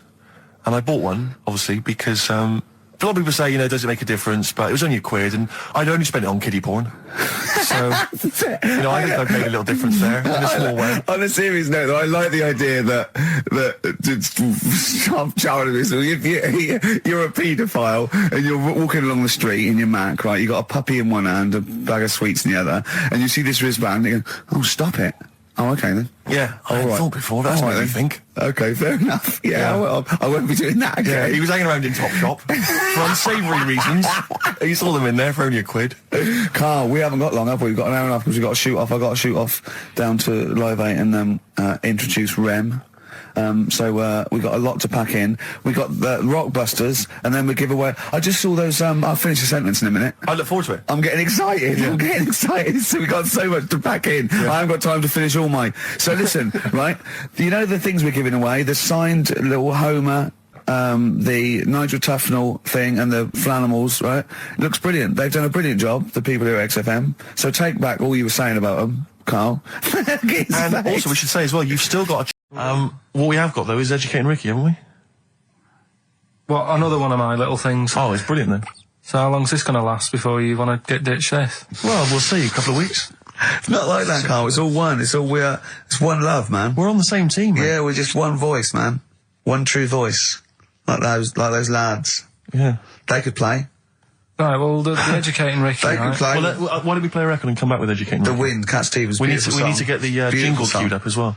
Yeah, I'll get the jingle queued up. No, yeah. I haven't got Neil Young lined up yet. No, not you, young Cat Stevens. I gave it to you. I know, we're not playing that yet. Can we just play a Well, record? no, This I is just told you sounding to. rubbish. Well, I This is told you squabbling. to. See, so why aren't you playing the record I told you to play? Because we've just had something chilled, right, from Tupac. Let's lift it up a bit now with a little bit of blur. Right? Come on, play it. Oh, I'm not sure. I just have. Crazy beats there on XFM 104.9. Right, we're gonna do Educating Ricky instead of Rockbusters. Incidentally, on the subject of Rockbusters, we've just had an email from Phil. He says, I could do with this week's rather shoddy array of prizes, as I'm doing a car boot sale tomorrow and need a bit more tact to fill the table. Probably send it we to him. might as well do it anyway. Yeah. But Educating Ricky, it was a feature. Well, actually, about a year ago, I started a feature called Educating Carl because we found out he had 1 E at O level at history, and I'd educate him on things like Rasputin, things that I thought he'd be interested in. Winston Churchill, some of the greats, some scientific fact, and then I said it's your turn, and he started telling me about people born without legs. Some people have got a funny eye. There's a woman whose tongue's longer than her arm. And really, turning the screw on education. Yeah. So I don't know what he's got for me today. Maybe a dog born a cat. Let's have a look. We've done that one, we've done that. Is there, because often we should point out there's sometimes a crossover between Educating Ricky and Cheeky Freak of the Week, just in terms of subject matter. Yeah, so we've done Cheeky Freak of the Week, we've done all the freaks. What have we done with the Freak of the Week? There's a dog. There was a woman that had the back legs of a dog. There was last week, what was last week? It was the girl who was born with 4 eyes, 2 mouths and 3 legs. Sure. You weren't that impressed, so I thought if we've got to that and it's not impressing you. let's we are a spin tough that. audience, Let's spin it. Let's move on. Is there a jingle for Educating Ricky? Educating Ricky, oh God. Oh, you've told me, educating Ricky. Very similar to some of the other jingles I've done. Yeah. Well, they're made by the same people. Yeah, yeah. Right, Okay, what have you got, it's just, I mean, educating Ricky is just stuff that I learn in the week, and I think that's interesting. I keep it up here, and then I share it with you, right? And, some interesting stuff. One of them, right? Mount Everest.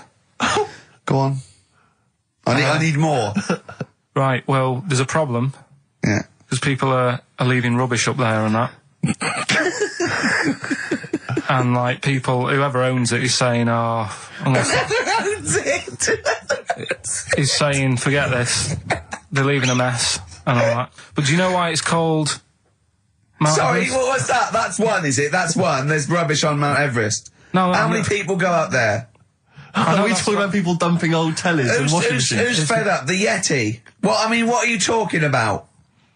No, I mean, that isn't what I'm educating you. I'm just telling, this is part of the story. I'm just telling you. It's just a bit of context for you. Like, they're leaving loads of rubbish up there. Well, they're not leaving loads of rubbish up there, are they? No, they are. They're apparently Not like right prams and washing machines and seagulls flying everywhere. I don't know. Anyway. I don't know. But anyway, do you know why it's called that? You know why it's called Mount Everest? Why it's called Mount Everest? I know the mount bit. It's because it's a large mount, and if you climb it, by the time you get to the top, you need to have a rest. And that isn't the educating bit. I'm just telling you. It's not true. Well, we'll leave that. Well, no, Carl, in the name of everything holy, do you think that anyone named it because you have to have a rest when you've climbed it? Well, we'll see. We'll see what people say on email. But Well, it's definitely not. But anyway, that's one thing that I kind of thought, that's interesting. I'll remember that. I'll teach Ricky that, so you've learnt that. Right, now. And there was also a fella in the week who said that women shouldn't be wearing trousers. Why? Because they don't look good in them. Right, and who was this man, and from what era did he- French fella. Last week. Did he mean walk around naked? He just said women should wear skirts rather than trousers because no woman looks good in a pair of pants. Right. How old was he? He was probably about 67. Uh-huh. About that, 67, 68. Yeah, yeah. Wasn't happy with that. What do you think? What do you think about that? It's rubbish. Yeah. These are the only things that have caught your eye over the last couple of weeks. This is the entire news. Galileo did something with light. A French fella said women shouldn't wear trousers. See, that to me wouldn't pass as education. It's not education. I don't know where you could ever use that. I don't know when that would ever be applicable to life. I just like reading stuff that sort of reminds me of... Do you know what I mean? If I read it and it gets me thinking, I think that's a good little piece. But, I mean, but surely can't you just sort of like sit near something that vibrates to keep your brain going? Or shake your head every now and again? I mean, what does this do? You mean it makes you start using your brain? But what aspect of a Frenchman said women shouldn't wear trousers got your mind working? What questions were you asking? Because I thought that's a bit daft, isn't it? Right? Yeah. Okay, it ends there with me. There's nothing else. There's nowhere else for me to go on that. He closes Your mind's the gap. still whirring. Yeah, go on. What did you think? Let's go through this. Oh, I wish we could download his thoughts. I know. Just watch it. Yeah. Wouldn't it be great, like a DVD? And like a cartoon. Imagine that extra footage on the Office DVD. Yeah, Carl's brain. That would be With a commentary. amazing. Oh, with a commentary. Go on.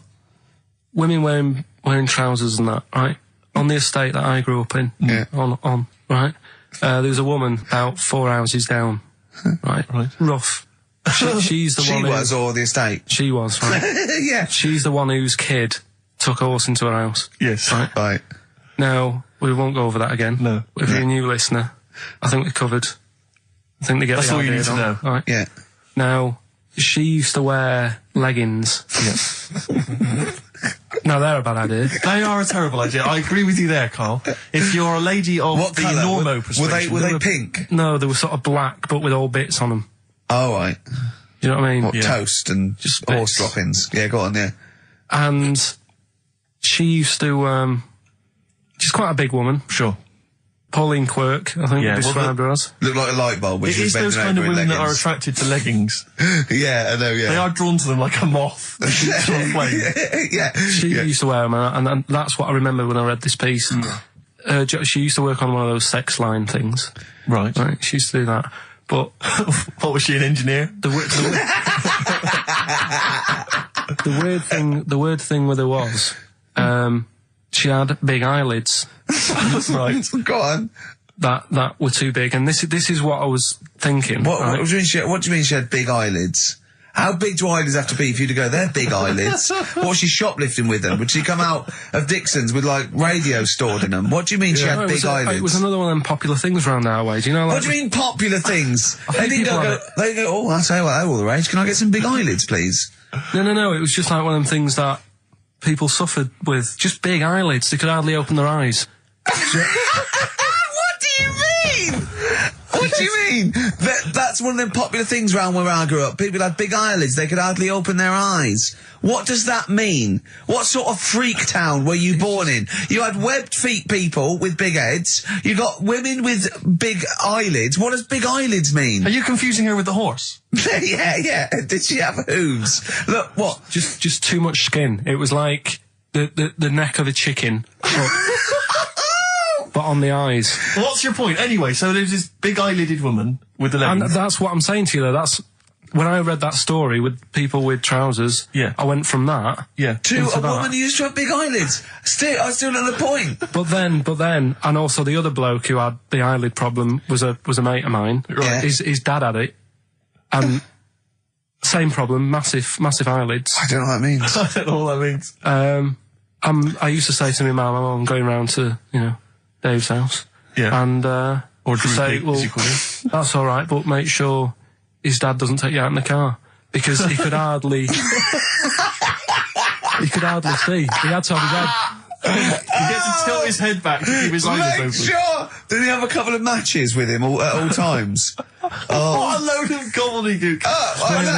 This began as educating Ricky. I know, it's like he was people thinking, with eyelids. But it's like you're supposed to make that leap as well. Yeah. If I mentioned the trousers, Ricky will probably be thinking about people with big eyelids and women wearing leggings. Play a record, Carl. Got nonsense. Adverts. No. All right. XFM. I think it was, might have been Wednesday night. I was in the pub. Phone goes. Carl goes, "Are you watching that thing about parasites?" Right. I went, "No, I'm out." He went, "Oh, fella with a maggot in his head." Fella with a maggot in his head? Yeah. And they go, "Oh, no, he's pulling it out now." Oh, God. I said, "Well, I'll get it. I said, "Yeah, see you later." About 5 minutes later, I get a message on my phone. Beep, beep. I look at it. It just says, "Oh, no, there's a fella with his fish up his cock now." There's a fella with a fish up his cock? Yeah. Right. Okay. Do you want to explain that, Carl? Is it one of those little ones that swim up if you're having a slash in the Amazon? Yeah. Yeah. That's weird, isn't it? But it was still like stuff like that. It started off with What does the fish do when it gets in there? Just sits there. Why? Well, what else can it do? No, but why does it go up there? Don't know. I didn't listen to that bit. There's a bit. It started off with a fella who had a bit of meat and got a tapeworm inside him. Yeah. And he grew it for however long, and then it came out at the end. It was about 7 foot long. On purpose? Yeah, he did it on purpose. Yeah, for the program, right? I think probably slimming, isn't it? Well, I was thinking that could I mean, you're a fan of Waller. Could he purposely have about 8 of them? What, Rick Waller? Yeah. It's a good idea. Because they were saying how they eat, a lot of stuff when they're in you. They just eat all Well, of it. they take enough so you don't die, and nor do they, yeah. But, I mean, you've got to keep taking them out, haven't you? Because you'll still have the same weight, because it's got to go somewhere. So you'll have them in you. What you got to do is, like, let them eat your meal and then take them out. Do you think worm watchers will catch on? Yeah. So anyway, that happened, right? And then, there was a woman with a maggot in her head. A woman with a maggot in her head? Yeah, she went on holiday, it got in there somehow. And, Stowaway. It just, it was massive. And the thing is, she had a hole in her head, and she's there being interviewed with the doctor, like, and you can see it just sort of sticking its head out. Like, do you know when you see a cartoon with a maggot in an apple? Yeah. And it looks around like that? Yeah. Why didn't they just take it out there and then? I think they could have done, but the doctor's messing about. It's like, well, it's good for the show, isn't it? And they left it in there. Right, that's libelous. Well, that is libelous. But I found it weird. Why not just grab it? Because there must be a reason. There must be one of those medical reasons that you don't really know about, Carl. Right. And another bit. This was the best one, right? Grab it! Right, there's this fella, and he was on his bike, right, cycling to work or whatever, and he sort of sees this thing in the corner of his eye. Right? Literally in the corner of his eye.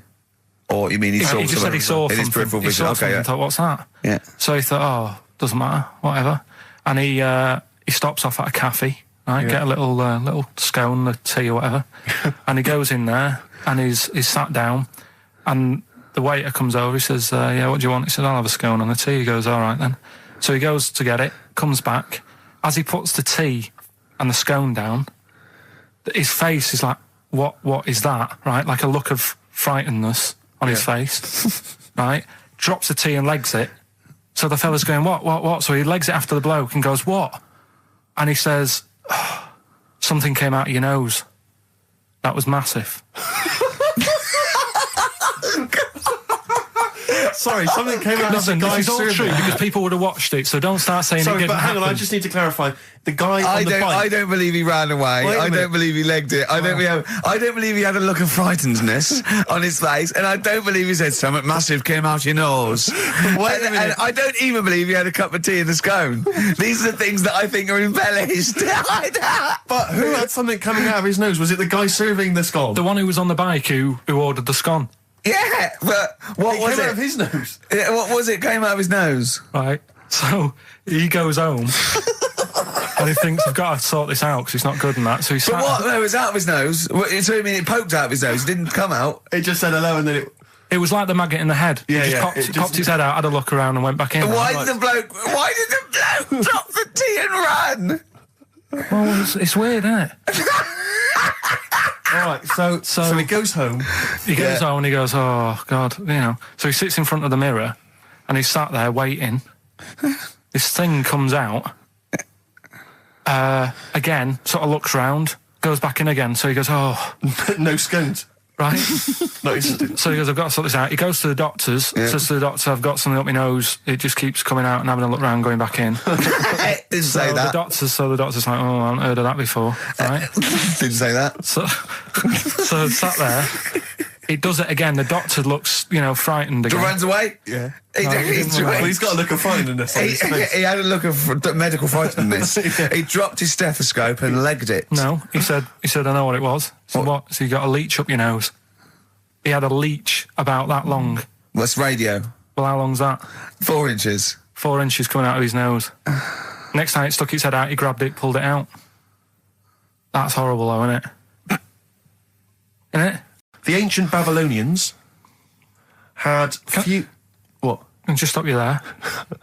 What's a Babylonian? My head's gonna burst. What do you mean, what's a Babylonian? I've never heard of one. No, but we'll work out, what's an Evertonian? Someone who supports Everton. Well, or from? From Liverpool. Yeah, so what's a Babylonian?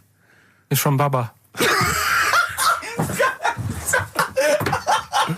Yeah, well, anyway, some people from Baba, ancient Baba, they didn't have very many doctors in those days, all right? Because they felt that illnesses should be left to the wisdom of the public, right? So if you were sick, okay, you were placed in the city centre, right? And then a passerby... Outside Baba. And a passerby who had suffered from the same ailment or who had seen it treated in the past, they would pass by, they would give them advice on how to be cured. Do you understand? So there'd be no doctors, just people passing by would see, they'd say, what's wrong with you? And they'd say, well, blah, blah, blah, I've had the same thing, here's some advice. And pedestrians were forbidden to pass such an individual without inquiring about the complaint and prescribing for it if they knew how to. So hang on, so there's someone ill. Yeah. So the other day there was something about this fella who, I think he wanted to be an actor, right? And he was trying all his life to be an actor. Couldn't get a gig anywhere, right? So when he died, he said, right, I'm going to leave all my money to the theatre as long as that theatre uses my skull in that play they do with the head. Hamlet. In Hamlet. So that's that sort of news, and it's weird. Right. What money did he have if he'd been a struggling actor? He had some money in that. What did he do? I don't know. Oh, that's what I'm interested in, what he did. Yeah, that's what me and Steve. Yeah, that's what me and Steve are interested in, what he did, how he earned his money. So, because you were going to educate us this week with some interesting facts. Oh, yeah, come on then. Is that it, or have you got more? Well, that's weird. But that's not educational. You didn't give me his name, you didn't give me when, you didn't give me what theatre. No, but also to take from it. Do you know what I mean? If people listening and go, well, I'm a bit like that, it's like if you've got to be dead and have your skull on stage, that isn't the job for you. That's what I'm saying. If it takes that much, give it up, do something else. Right? What else have I taught you? I don't know. You haven't taught us, you've never taught me anything. See, we'll just have to sort of... What, agree to disagree? Right.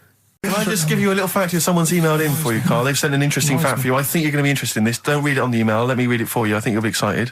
An interesting fact from Carl. That's from Toby. He says, Attila the Hun punished some fella who annoyed him by cutting off his arms and legs. You'll love this. And stitching his arms back where his legs should be. And vice versa.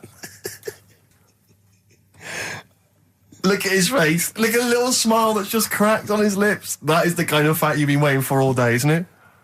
So go on, again, so... Attila the Hun, right? Some guy didn't like. He cut off his arms and his legs, and he stitched his legs on where his arms should be, and his arms where his legs should be.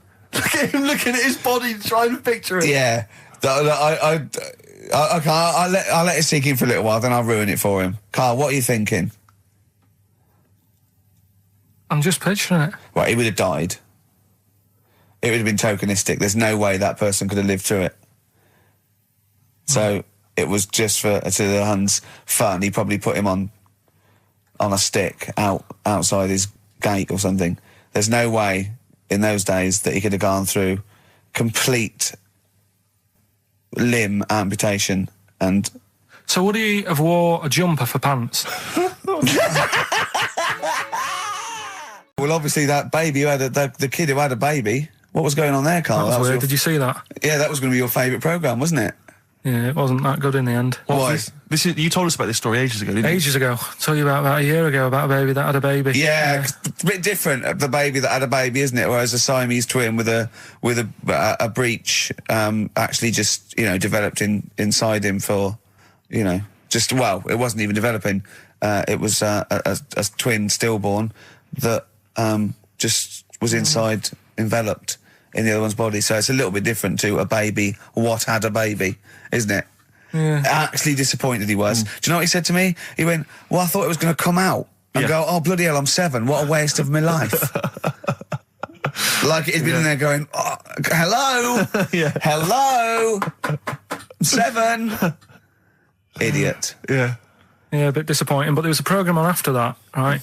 At 10 o'clock on Discovery, and I haven't got Discovery. Oh, right. It was about... Good. Oh, I didn't see it. This is it. I was yeah. going to say to people, if they've got a copy of it on tape, if they can send it in. What was it? About a baby with 4 legs. Right. That was on... That 10 on... It wasn't a puppy? No. Right. Just, What's it doing up there? Yeah. It's my baby. Oh, is it, Mum? All right then, fine. Yeah. It's got 4 legs, yes. Yeah. Sometimes they do have Look, 4 legs. Dad's gone, he's never coming back, you've got to get over it. so, if anyone's It's got not a baby. send it in. Oh, Right, dear. okay, Send it in. good. So you want a tape with a baby with 4 legs. You're going to be disappointed again. It's not going to be like a baby with 4 legs who's running up the curtains. You know what I mean? It's not going to be that. It's probably going to be 2 legs and then 2 sort of like floppy appendages. You know what I mean? They're not going to be brilliant. It's not going to be like Jake the Peg. You're going to be disappointed. I was watching cable TV. I do a lot of that, and there's an advert I've noticed. It reminded me of the sort of adverts you used to see when I was a kid. It's one of those attempts to kind of educate young people, but doing it in it's on MTV, but it's one of those things where it's clearly been made by people who are in their mid-40s. Who have never been cool. Who have never been cool. Yeah. Who've been working really hard to get into TV all their lives. And and now are trying to appeal to, you know, funky and possibly wayward young people. Yeah. And it's kind of... Nerdy wows. Yeah, exactly. And it's a kind of stunning model, and two of her stunning model friends, but they're just a couple of average girls, you know, going about their business. And, you know, it says something like, it's all shot very funkily, like a kind of, you know, lock, stock and two smoking barrels kind of thing. And it's a girl, and she's just grooving along with her friends, and it's kind of like, the captions are things like, you know, Isabella's 17. She's cool, she's quite funky, she's got these great friends, and they're sort of hanging out, laughing. And she just pops into a tattoo parlour. Why not? Her friends are like, what are you doing? But she just goes in, you know, she has a tattoo done, and it sort of says, she's wild, she's crazy. You know, she lives life as she sees it. She takes every day as it comes. She's not tied down or anything. She doesn't smoke cigarettes. Yeah. So if you think she's cool, if you think she's cool, think all this is cool, then you probably won't want to smoke cigarettes. Exactly. If you want to be cool, then like don't. Isabella or whatever. Except the thing with that is that people watching that, the youth watching that will go, well, Bill at my school, he smokes and he's cool. Exactly. Yeah. Well, this is the problem with it. Yeah. It's not that the impulse is wrong. The message is fine. It's just this thing. I can't imagine those things ever working with young people, with youths. It's like when you know, what was it? What it will do is that you'll get a lot of 13 and 14-year-olds sneaking out and getting a tattoo. Exactly. So the parents be going, I'd rather she smoked. Exactly. She might give that up sometimes. That's for life. She's got a spider's web on her face now for the rest of her life. Yeah, exactly. Yeah. But it's like, you remember that thing when they tried to get young people to vote? Do you remember that? Was it Rock the Vote? Was it called Rock the Vote? Was it people like Billy Bragg and people kind of... Yeah. I don't know who that appeals to. I don't know, you know, some youth is kind of smashing up a bus shelter, throwing bricks at old people. Goes, what's that, Billy Bragg? Billy Bragg, yeah. I just can't, I don't believe it ever. I think it was Mick Hucknall was another one. What's that, Mick? Oh, dear. Well, I remember the ones where you just, if you were going to go off with a stranger, your cat went, well, don't. Yeah. Ask mummy first. Yeah. And I remember I was trying to jump in cars left, right and centre, but my cat, when I was like 5 or 6, would go, and I go, good point. Yeah. You're right, he could be a nutter. But I seem to remember the Charlie's... The Charlie Says. It was Charlie Says, wasn't it? Yeah. Charlie Says. I always find them really unnerving. He lived in that really eerie kind of world where you never really saw anyone. Yeah, but it was very kind of, it was very eerie. It wasn't a very kind of comforting world. They hadn't spent a lot of money on the cartoon. No. But I always got the sense with him that he was probably really quite lonely. But I like the fact is that he had a cat. Mummy was so pleased. But by the time I came out, they'd gone off and I missed the picnic. But Mummy was so pleased that I'd asked her. She gave me an apple. No, I think and Charlie got something he liked. He gets a fish. Yeah. Right. I was thinking, an apple? No, I seem to remember it being that... I'll get an apple anyway. Get me some sweets. Yeah. Or a tattoo. I always thought there was a con when your parents got you some clothes you needed for Christmas. I'm not falling for that. Exactly. I'd go, look, I'm getting the clothes anyway. I want battling tops. But the Charlie Says, I seem to remember when they asked him to go off for the picnic, by the time he'd asked Mum because she was on the phone, I don't know who she was chatting to in the middle of the day, the kids had gone, and I seem to remember one of her clients. Exactly. I seem to remember that he said, don't worry, he was fine because Mum took him and Charlie on a picnic. Not as good. Who'd rather go with your mates or with your mum on a picnic? And your cat. Yeah. I mean, I think they were friends. This Scotch egg stinks of fish. Well, I had to bring it for Charlie. Don't bring raw fish in the picnic basket. I think they weren't friends with us. They were just local kids who go, let's go and ask that weirdo with the cat if he wants to come down the park. Let's go and ask the weirdo who thinks the cat can talk and then run away when he goes to ask his mum. When he goes off to ask his mum, they're just going, ask your mum, ask your mum. Yeah. Hello, hiya. All right, we're the local lads, the cool local lads. We smoke, we got tattoos. Do you want to come and play with some puppies in the disused mine? Ask your mum first. Quick, run. Exactly. He's talking to the cat. Look, he's talking to the cat. They were just round the corner spying on him. They were just laughing. There was no picnic. Did have a balloon. Oh, should we have a little bit of Tupac? Yeah, if you want. Yeah. There's a great lyric in this. It's picture me rolling, right? But at the end, he's saying about look at me now. I'm drinking Remy and I'm in a Rolls Royce. And he goes, oh yeah, I forgot the DA. Can she see me from here? Can you see me, ho? And I think this is like District Attorney turning on the radio and Tupac going around going, can that ho see me? She's going, yeah, I can see you. Yeah, it's brilliant. Tupac. I'll tell you what, we should get rolling. Rockbusters. No. All right. No. Well, he has done it. He just said that he was worried about it because we said it's the last one. What do you think, Carl? I just don't think... I mean, can I just say now, Carl, seriously, I'm only responding to what we're getting on the email, which is people do not want Rockbusters. They really... There's one guy here who is... He says... it's James Pooley. He says he's preempted Carl by giving my answers to this week's quiz. I don't know what the clue would be, but his answer is no van ear. Nirvana. Yeah, good. No Van E. Yeah, that sounds like one. Number 2. One of them, right? Mount Everest. Go on. I need more. Right. Well, there's a problem. Yeah. Because people are leaving rubbish up there and that. And like people, whoever owns it is saying, "Oh, Whoever owns it." He's saying, "Forget this. They're leaving a mess." And all that. But do you know why it's called Mount Everest? What was that? That's one, is it? That's one. There's rubbish on Mount Everest. No, How many people go up there? Are we talking about people dumping old tellies and washing machines? Who's fed up? The Yeti? What are you talking about? No, I mean, that isn't what I'm educating you. I'm just telling, this is part of the story. I'm just telling you. It's just a bit of context for you. Like they're leaving loads of rubbish up there. Well, they're not leaving loads of rubbish up there, are they? No, they are. They're apparently not like right trams and washing machines and seagulls flying everywhere. I don't know. Anyway. But anyway, do you know why it's called that? You know why it's called Mount Everest? Why it's called Mount Everest? I know the mount bit. It's because it's a large mount, and if you climb it, by the time you get to the top, you need to have a rest. And that isn't the educating bit. I'm just telling you. It's not true. Well, we'll leave that. Well, no, Carl, in the name of everything holy, do you think that anyone named it because you have to have a rest when you've climbed it? Well, we'll see. We'll see what people say on email. But it's definitely not. But anyway, that's one thing that I kind of thought, that's interesting. I'll remember that. I'll teach Ricky that, so you've learnt that. Right, now. I'll tell you what, because it's your special day and I want you to have a great time today, we're going to do Rockbusters just for you. If you cheer up. Miserable. It just got ratty then. Go, don't push it on my head. Don't put it on my head. Right, what were you trying to put on my head? I was trying to put a pear on your head to knock it off with a ball, like William Tell, but it was because your head is so round and the pear was round, I tried to flatten it a little bit, and I didn't know it was a juicy pear.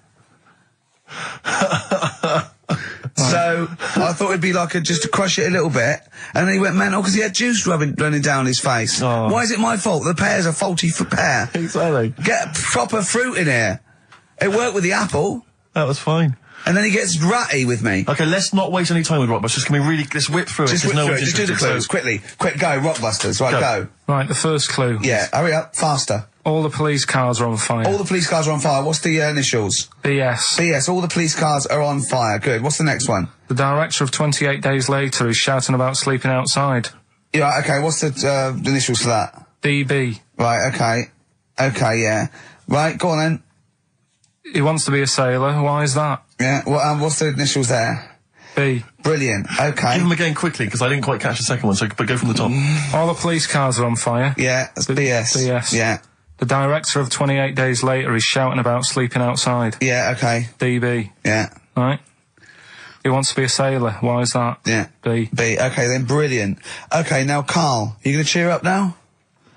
Email only. Ricky Gervais at virgin.co.net. Radio 1 Roadshow. Smiley Miley.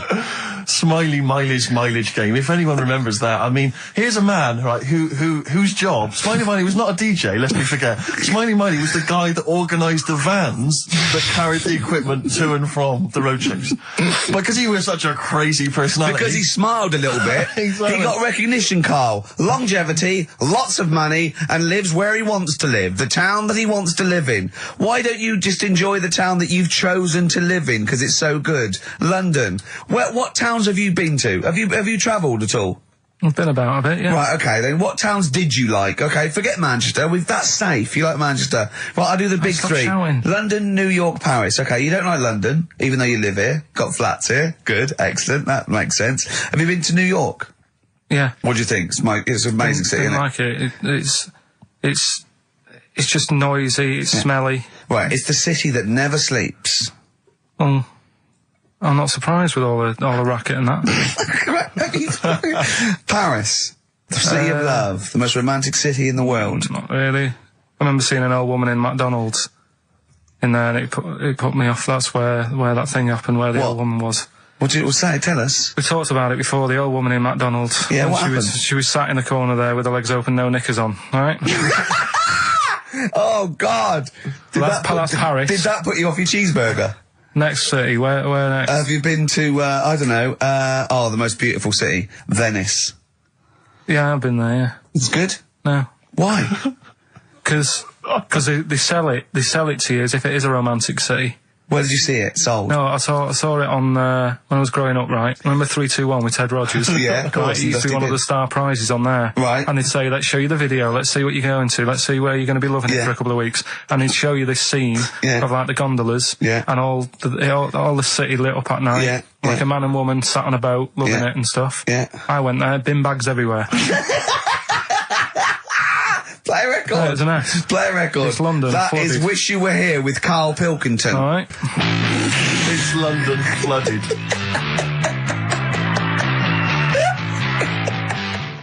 Black Rebel Motorcycle Club. Stop. On XFM. Karl's back. He's cheering up a little bit. Because I think he's vented his spleen a little bit on cities around the world that aren't as good as Manchester. So, is any of your family left in Manchester? Because they all moved away, didn't they? You came here. Your dad's moved to Wales, for Christ's sake. Well, your family are all around the... Brother joined the army. Get anywhere. Just take me anywhere. I don't know where he is. His sister's moved away, so no Ireland. one... Yeah, there you go, you see? So, that's just one family. That's one family who love Manchester. Exactly. Alright? Tell you what, Steve. Go on. Look what I did find out in the week. Yeah. World record, right? Person with the longest trump. With the longest what? Wind. Fart. Right. Right? 2 minutes 42 is the world record. Okay. Right? Well, I'm immediately thinking about a relative of yours who I'm sure did longer than Who that. still lives in Manchester. Auntie Nora. Now, Auntie Nora did it for how long? 5 Reportedly, minutes, wasn't it? Starfighter for 5 minutes. But, unfortunately, she was the only person in the room. Whereas I think, which one's alive, Ross or Norris McWhirter? I don't know, actually. He has to be there. Yeah, I think he actually has to He'd be have present. to be there. Would you want to be there?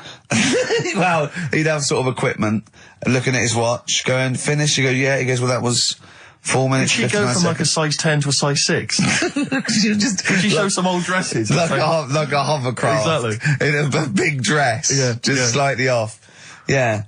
So, it has to be invigilated. But again, you know, how was the Guinness Book of World Records one invigilated? I mean, who was supervising that? Who was He monitoring said, that? I can fart for 2 minutes. They went, well, we've got to see this. Went round. And, he just probably let it rip. It's probably circular breathing. He's probably sort of sucking in air and swallowing it as he's going. And it's a continuous one, isn't it? It's not like... Yeah. I mean, I said, you know, that's how Nora's happened. Me Auntie Nora.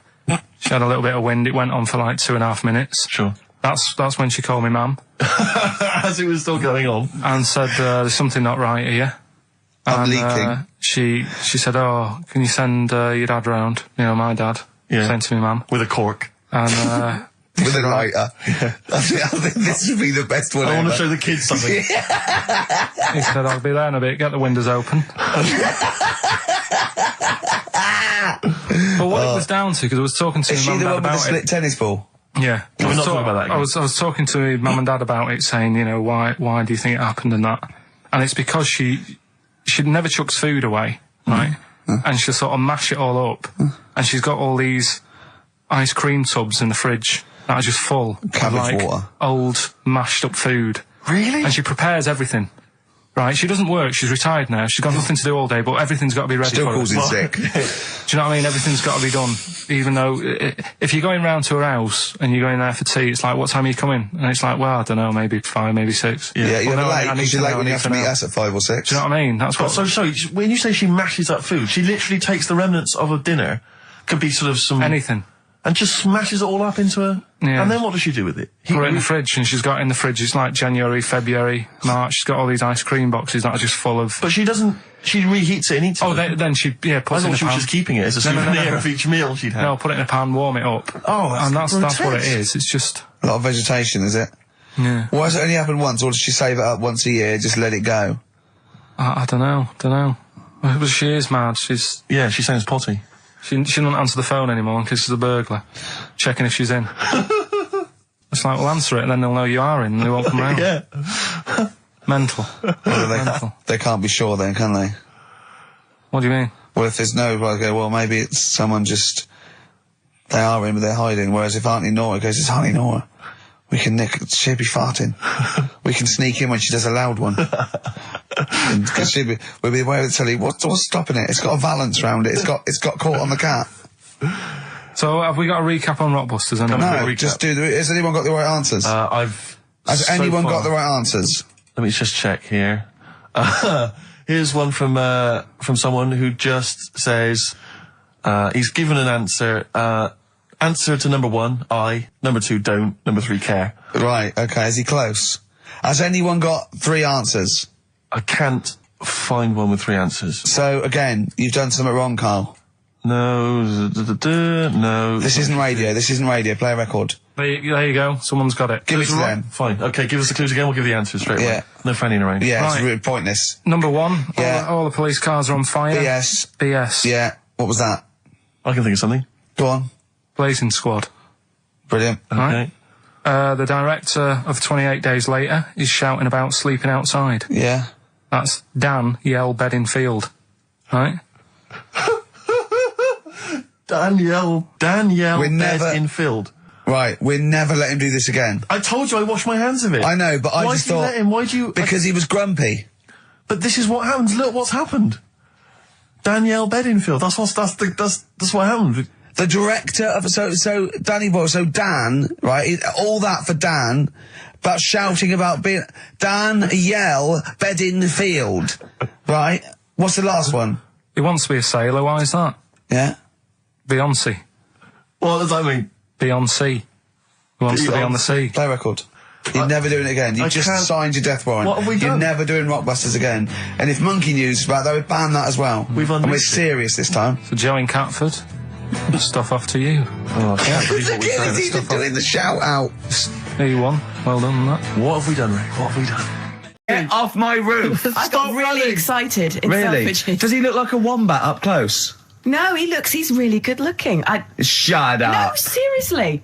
I saw him in the hat section at Selfridges because he's a personal shopper telling Yeah, them well, they look gorgeous. Jane went there specifically to meet Sandy. No, just did for like, she? yeah, yeah. I got really What, is excited. he working there? Yeah, he's a he always personal was. shopper. Yeah, Really? Yeah. Does he sign autographs and stuff? I'm sure. No, he he calls himself Alex now. What? Eh? Yeah, he's not allowed to call him Sandy at Selfridges. Wouldn't. What should we say and get him sacked? Get him voted out of Selfridges household. Oh, Why is he a personal shopper? Yeah. That's just to me the epitome of indulgence. If you've got money to spend on a personal shopper, that. Oh, I'd love to do that. Man alive. No, is that someone who pushes your trolley? No, is that how it works? you just say... Can I get one of those in Waitrose? No, it's like asking an assistant. You go, I need some black trousers and some brown shoes and this range. And they go, okay. And they go and get you a range so you don't have to go... It's not like... Yeah, but I still love it. Oh. Yeah. But you have to pay for it. It's not. No, you don't pay for the service. You pay for the clothes if you buy them. It's Really? not. Yeah, it's not like Well, me and Steve can Lady do it Di later on having Harrods opened for her. So I could walk in there and get Sandy, Of course you Big could. Brother, to just do Steve, some let's shopping. In do it. fact, I'd Let's love you do to. it. But could I get him, like, once he's finished in Selfridges, could he pop to the co-op for me? No, Or like he can't HMV? do that. No, he can't do that. What, seriously? So there'd be people queuing up, wouldn't there? Well, why? Selfridges, you can't. People don't go and shop in Selfridges for the sake of it to meet Sandy, do they? No, but to get a personal shopper, why wouldn't everyone have one? I don't understand why everyone wouldn't Well, do it they if they're not can. charging you for it. Oh, Steve, you and me later on. I'll tell you this, I don't think people realise that, Rick. He's going to be inundated now. You know when you go to Selfridges, you will not be able to buy that suit you got for £97. It's a lot more expensive than that. What? You can't 105? you can't get shoes for £29 in there. I'm not bothering. No, exactly. You see, worth it. that's where you're going to come unstuck. It's not worth I'd it. love a great record now, Claire. Okay. I'm going back to Bristol this weekend. Oh, yeah? I am going to be. I've got £100 to spend, so I'm looking to get a 3-piece suite, Yeah. dinner suit. Yeah. Who knows? A wife. Well. Possibly. I think my sister's back. Neil Young, Man Needs a Maid. What a great track that is. Well, we got some ads again, so don't worry about that. Oh, great. No, after that though, the brand new single from Radiohead. Okay. I'm excited. Yeah. Love Radiohead. I've not heard it yet. I'm sure it's wonderful. I haven't heard it yet, but wow! Imagine how disappointed. Imagine how disappointed I've been. It's not. You put your neck on the line. Yeah. And we got tickets to give away to a new Spike Lee film, which is we've both seen 25th Hour. That's good. Which is great. So look forward to that. Yeah. That's all coming. Plus, I would imagine a bit more chit chat. A little chat and some other great records. Some Happy laughs. Easter. Yeah. Happy end. The new single from Radiohead. What do you make of it? I love Radiohead, so I'm prejudiced, and I like just about everything they do. I still play the Bends regularly. I had to replace it on CD because I wore it out. Really? I just think it's amazing. I think they're great. They're coming in, aren't they? Yeah, well, they're coming in a couple of times. I think Phil and Ed, who are my favourites, are doing Zoe in a few weeks. And I think Tom York is going to be doing John Kennedy on Exposure, doing one of those album playbacks where he comes and talks about each track. He's so shy as well. Yeah. He came into Udo once, and he was just so shy. He hated it all because people were looking at him. And, he's great. He's brilliant. A toast. Funny little fella. Radiohead. Happy Easter, Tom, and all that. Don't eat too many eggs, boys. Oh, calm down, you crazy guys. No, we were talking earlier about the fact, because I've been ill this week, and so I've just been lying on the sofa, dosed up. I was a bit feverish as well in the week, and I at one point I had a real kind of movie. If I'm ill, I like to be like you're ill in the movies, and I was tossing and turning in bed. I had the fever. I was waking up. I was sweating, all sorts, and I keep waking up really early, and I'm sort of watching daytime TV for hours, and the adverts that you see in the daytime, I mean, because we do actually work. A lot of people think we just doss around all day, but we do actually work, and so I don't get to see TV in the day much. And the adverts, it's not adverts you see at night during. I know. They're incredible, and it's like. Was it for surgical stockings? Well, there's a lot of them are either aimed at people who basically are waiting to die. Right. It would seem. Or I love that advert. Waiting to die. Well, they are a bit like that. I mean, there's a couple. There's one with Christopher Timothy. He sat in a pub on his own, just having a pint in the afternoon. I think this was before he. Became a doctor. He's having a pint on his own, looking through the job He's had a ads. good career, any vet, doctor. I think he's always wanted to play a lawyer. Yeah. And he basically says in so many words, I can't remember it verbatim, but he basically says, you're probably getting on a bit. You're not going to be around forever.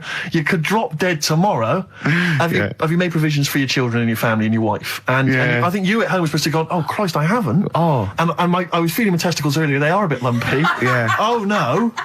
Or I had to bend down quite low to feel them. Exactly. So, I am getting on a bit. Exactly. In fact, what I do now is pull them towards me and kick them up like Beckham with the ball. Yeah. And on the way back down, I have a quick feel. Yeah.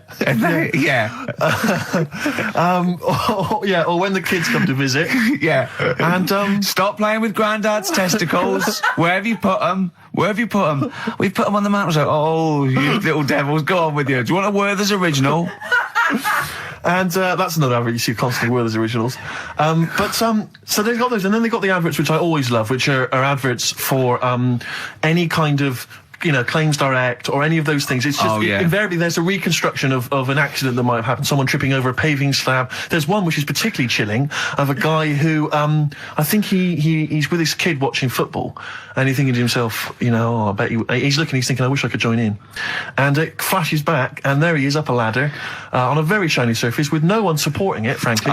He's asking for trouble. Frankly, I blame him. Yeah. And then it topples for no reason. I don't know why it topples. Right. Wind, let's say. Yeah. Whenever I see it, I always think... he never walks again. Well, he falls off it. Did he smash his face in? Did he fall on a spike? Because if he's going to go up that ladder on a shiny surface with no one holding it, right? Did he fall? Did he crack? Did he fall backwards on his head? The little... Worse still, Gervais. Right, did he do the splits and crush his nuts? No. Worse than that, he made a considerable lump sum of cash thanks to the efforts of one of those claims companies. Eh? Oh, no. All right. His negligence has seen him £3,000 richer. Steve, was there a yokel with a pitchfork looking up as he fell on it? Nothing. Oh, he fell off. I think he must have bruised his ankle or strained a ligament. That's not enough. That hasn't taught him anything. Well, it's not taught him a lesson. In fact, if anything, it has encouraged him to be more foolhardy in the future. Because if you're going to dish out $5,000 willy-nilly to these people, these lunatics, these oafs, these simpletons. Do you know one of my favourite adverts was the one in sort of the back of those glossy magazines you get given away, and there was always an old woman, and she'd fallen right in her front porch or whatever, and she was just reaching out, but she was too weak to reach the phone. So it was like you carry a little button around with you that you press. Yeah. I love the idea of that. She looked so vulnerable. That was my... But it's just, I always feel with those kind of, those claims adverts, that it's almost like saying, I'm not going to say it explicitly. Here are some ideas for you. You know, paving slabs? Is there one near you? Yeah. Could you have a little trip?